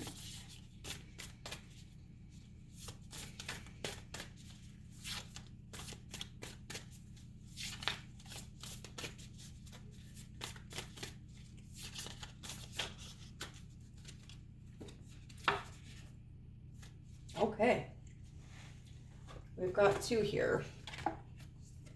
It is safe for you to shine. My sexuality is sacred. And then we'll look at here.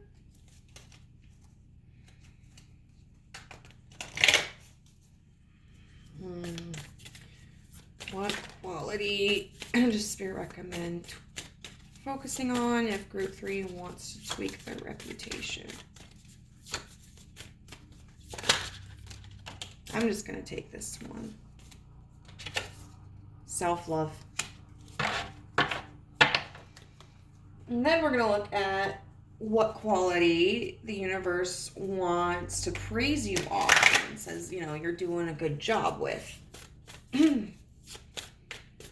So what quality should Group 3 feel proud about?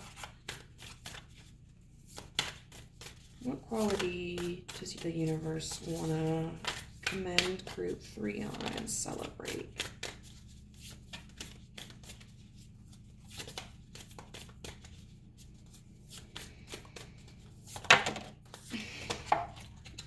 Good Lord, this pile is just getting me so many. The world is blessed to have you. And then abundance is a state of mind. Y'all really trying to get me to do more work with all these cards. Okay, and then what quality in group 3 does the universe want to celebrate? What quality does the universe want to commend? What quality does group 3 have that the universe wants to celebrate and commend? Magic.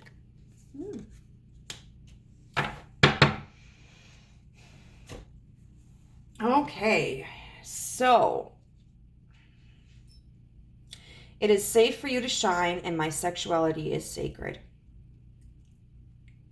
I feel like this is the universe really encouraging you to worry less about presenting yourself in a way to others that is going to command respect, presenting yourself as an authority figure. I think the universe is encouraging you to worry less about your value to society and really just begin being more vulnerable and authentic. You know, it is safe for you to shine. I think that's an encouragement to focus less on tasks and focus more on like your own individuality and allow that to come through. And then my sexuality is sacred. It's kind of an interesting way to present this card, but I feel like that's talking about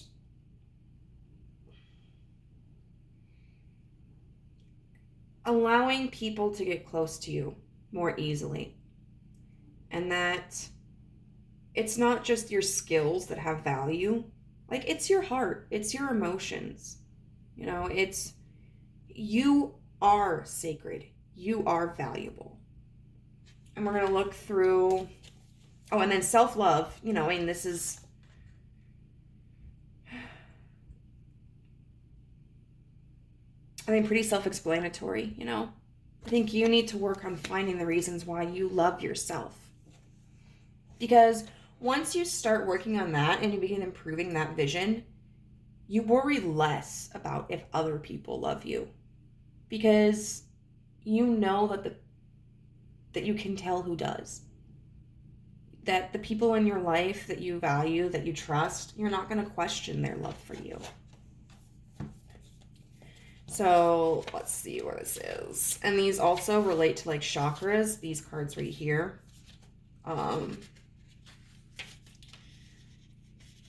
Which can indicate chakras that you may need to focus on to heal. Okay, so this is representative of the light chakra, the soul star, represented by magenta. The soul star is the energetic gateway around 6 to 12 feet, or 1.8 to 3.6 meters, above the crown of the head. It's visualized as a three-dimensional star known as a Merkaba. It is one of the higher chakras that become accessible to us when the Kundalini pierces the crown chakra and opens up our direct experience of the divine. It holds your soul's purpose, our karmic lessons, and our soul's potential. Energetically, it's through this chakra that we open the door to higher dimensions, spiritual guides, and a deeper understanding of why we have come to the planet.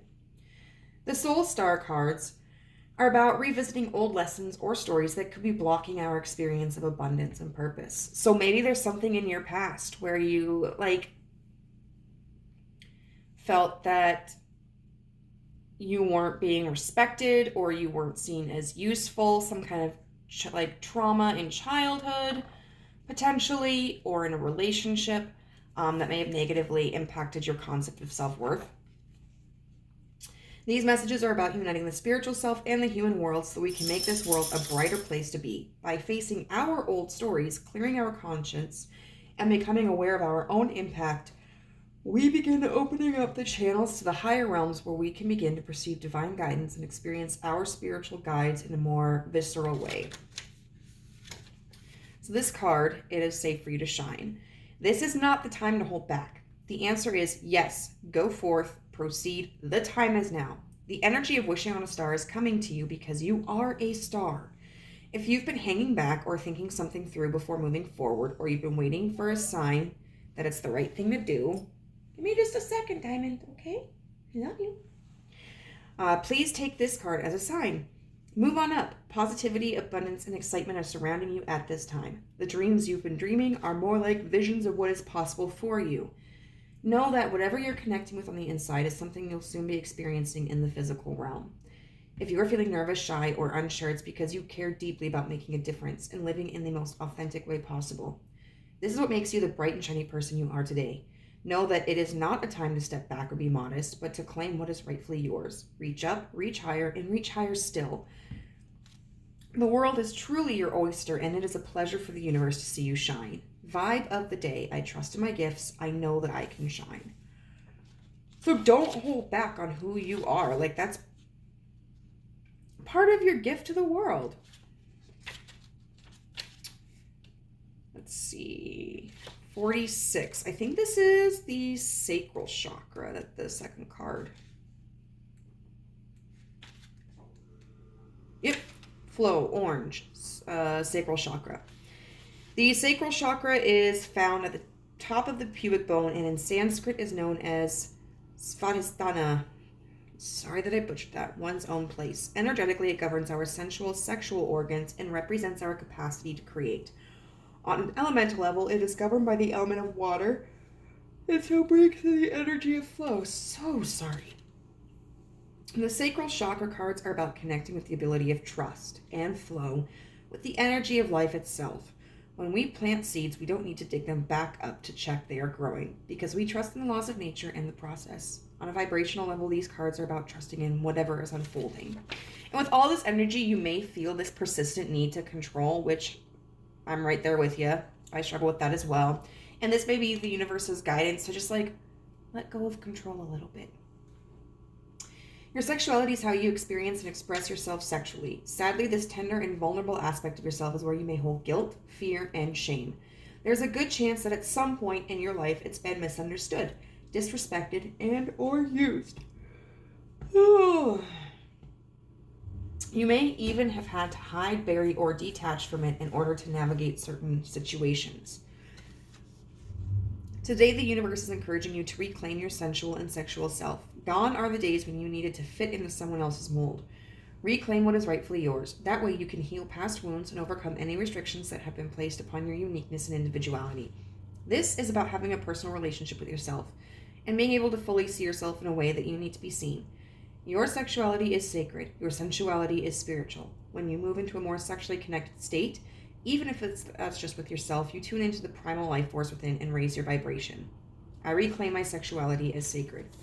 And so if you've ever had to feel ashamed for like your sexuality, whether that's because like potentially if you're a female, you know, and being someone who may not have had a lot of experience and you're older, or you may be, you know, maybe you have had a lot of experience, you know, and that can sometimes unfairly have negative connotations in society. Or maybe you live like an unconventional sexual lifestyle. Like there's no reason to be ashamed for that.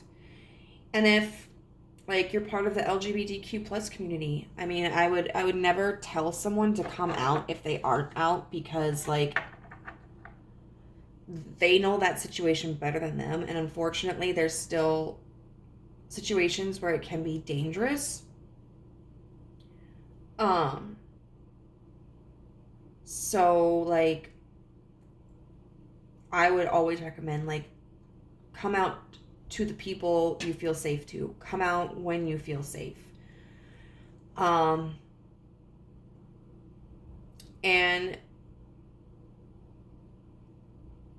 regardless of, you know, if you've come out or not, just at the same time working through if there's any insecurities or guilt or shame associated with your sexuality or your gender identity or what have you, understanding that's a part of like what makes you unique, and that's a part of you that's amazing and beautiful and is something worth celebrating. And if neither one of those really apply to you, I just do think it's talking about letting people in more intimately. And then we have self-love with, I openly embrace a feeling of self-love, the PG kind. I love myself because I understand myself. I love myself as the most committed partner I will ever have. I show myself love any way that I can, and when I screw up, I remember to be sweet and gentle with myself. If not, I'm going to make myself sleep on the couch. Got that, self? You know, one thing I learned a while ago is that people will come and go in our lives. We never know who is going to be temporary. And unfortunately, like, most people that we meet are going to be temporary. You know, there's going to be a select few who will be around for a long duration of time. So at the very end of the day, though, like, you are stuck with you your entire life, and it's important that you love yourself. And then we have, the world is blessed to have you, and abundance is a state of mind. So I think with this, the universe is guiding you to realize that, like, you are a treasure. Like, you don't have to do something to be important to the world, to be a gift to the world.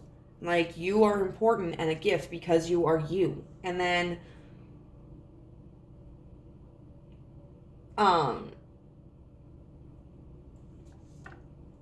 you know, and I think it's like congratulating you on the confidence that you do have, because you know that, like,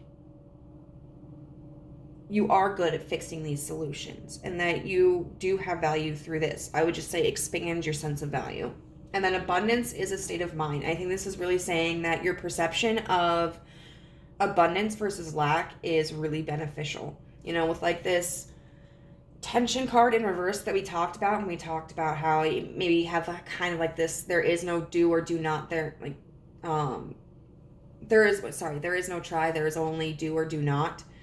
You know, where you have this ability to look at a situation and go, like, there's no such thing as failure. Like, there's a way around everything. Sometimes you just have to look at it from a different point of view. And I think the universe is really saying, like, that's amazing. Like, keep that mentality. So then we're going to look at the world is blessed to have you.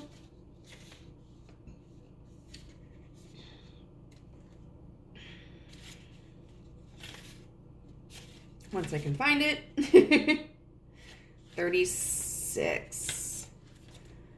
So this is part of the root chakra, the ground, or red. The root or base chakra is found at the base of the pelvis and spine, and in Sanskrit is known as Muladhara, root support. Energetically, it governs our legs and lower spine, representing our backbone and our ability to stand strong.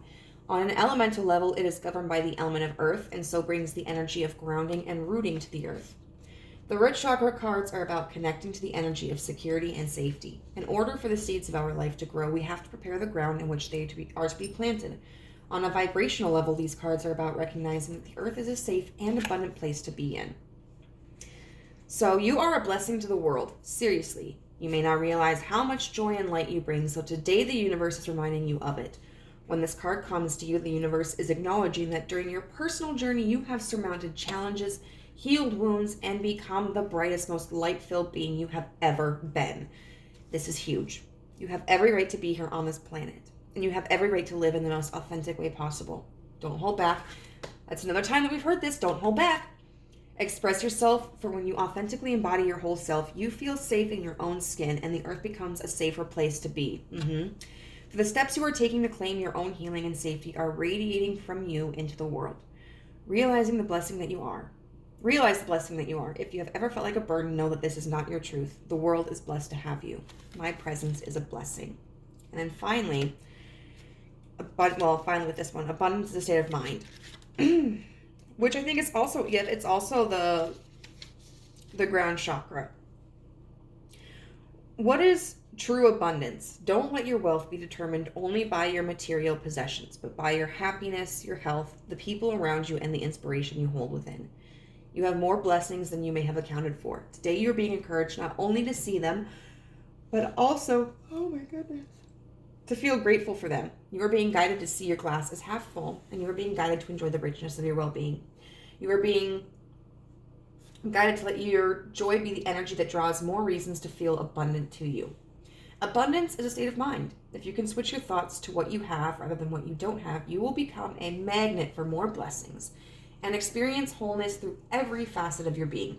If you feel rich, your life will reflect it. The universe itself is abundant in nature. It has more than enough to go around.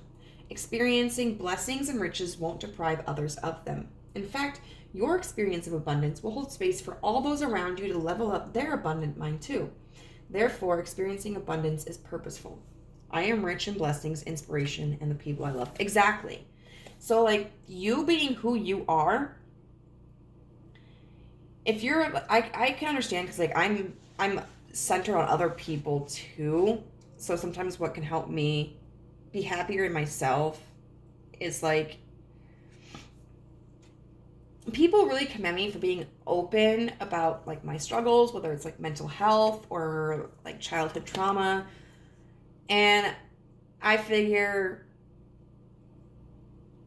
if I'm open about it, like, it might help other people be open about it too, or at least reconcile whatever they've gone through within themselves and not feel ashamed or so burdened by it.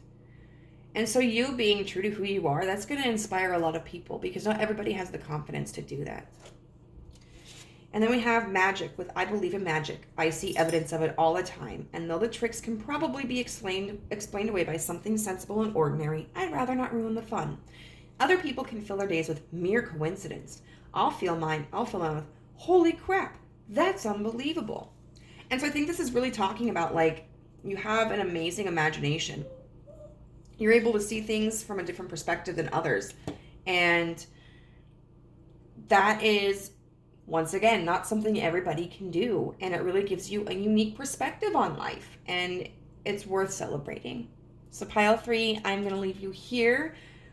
If this resonated with you, I would love to know how in the comments below. And if you could please subscribe and hit the notification bell and like this video, I would so much appreciate that.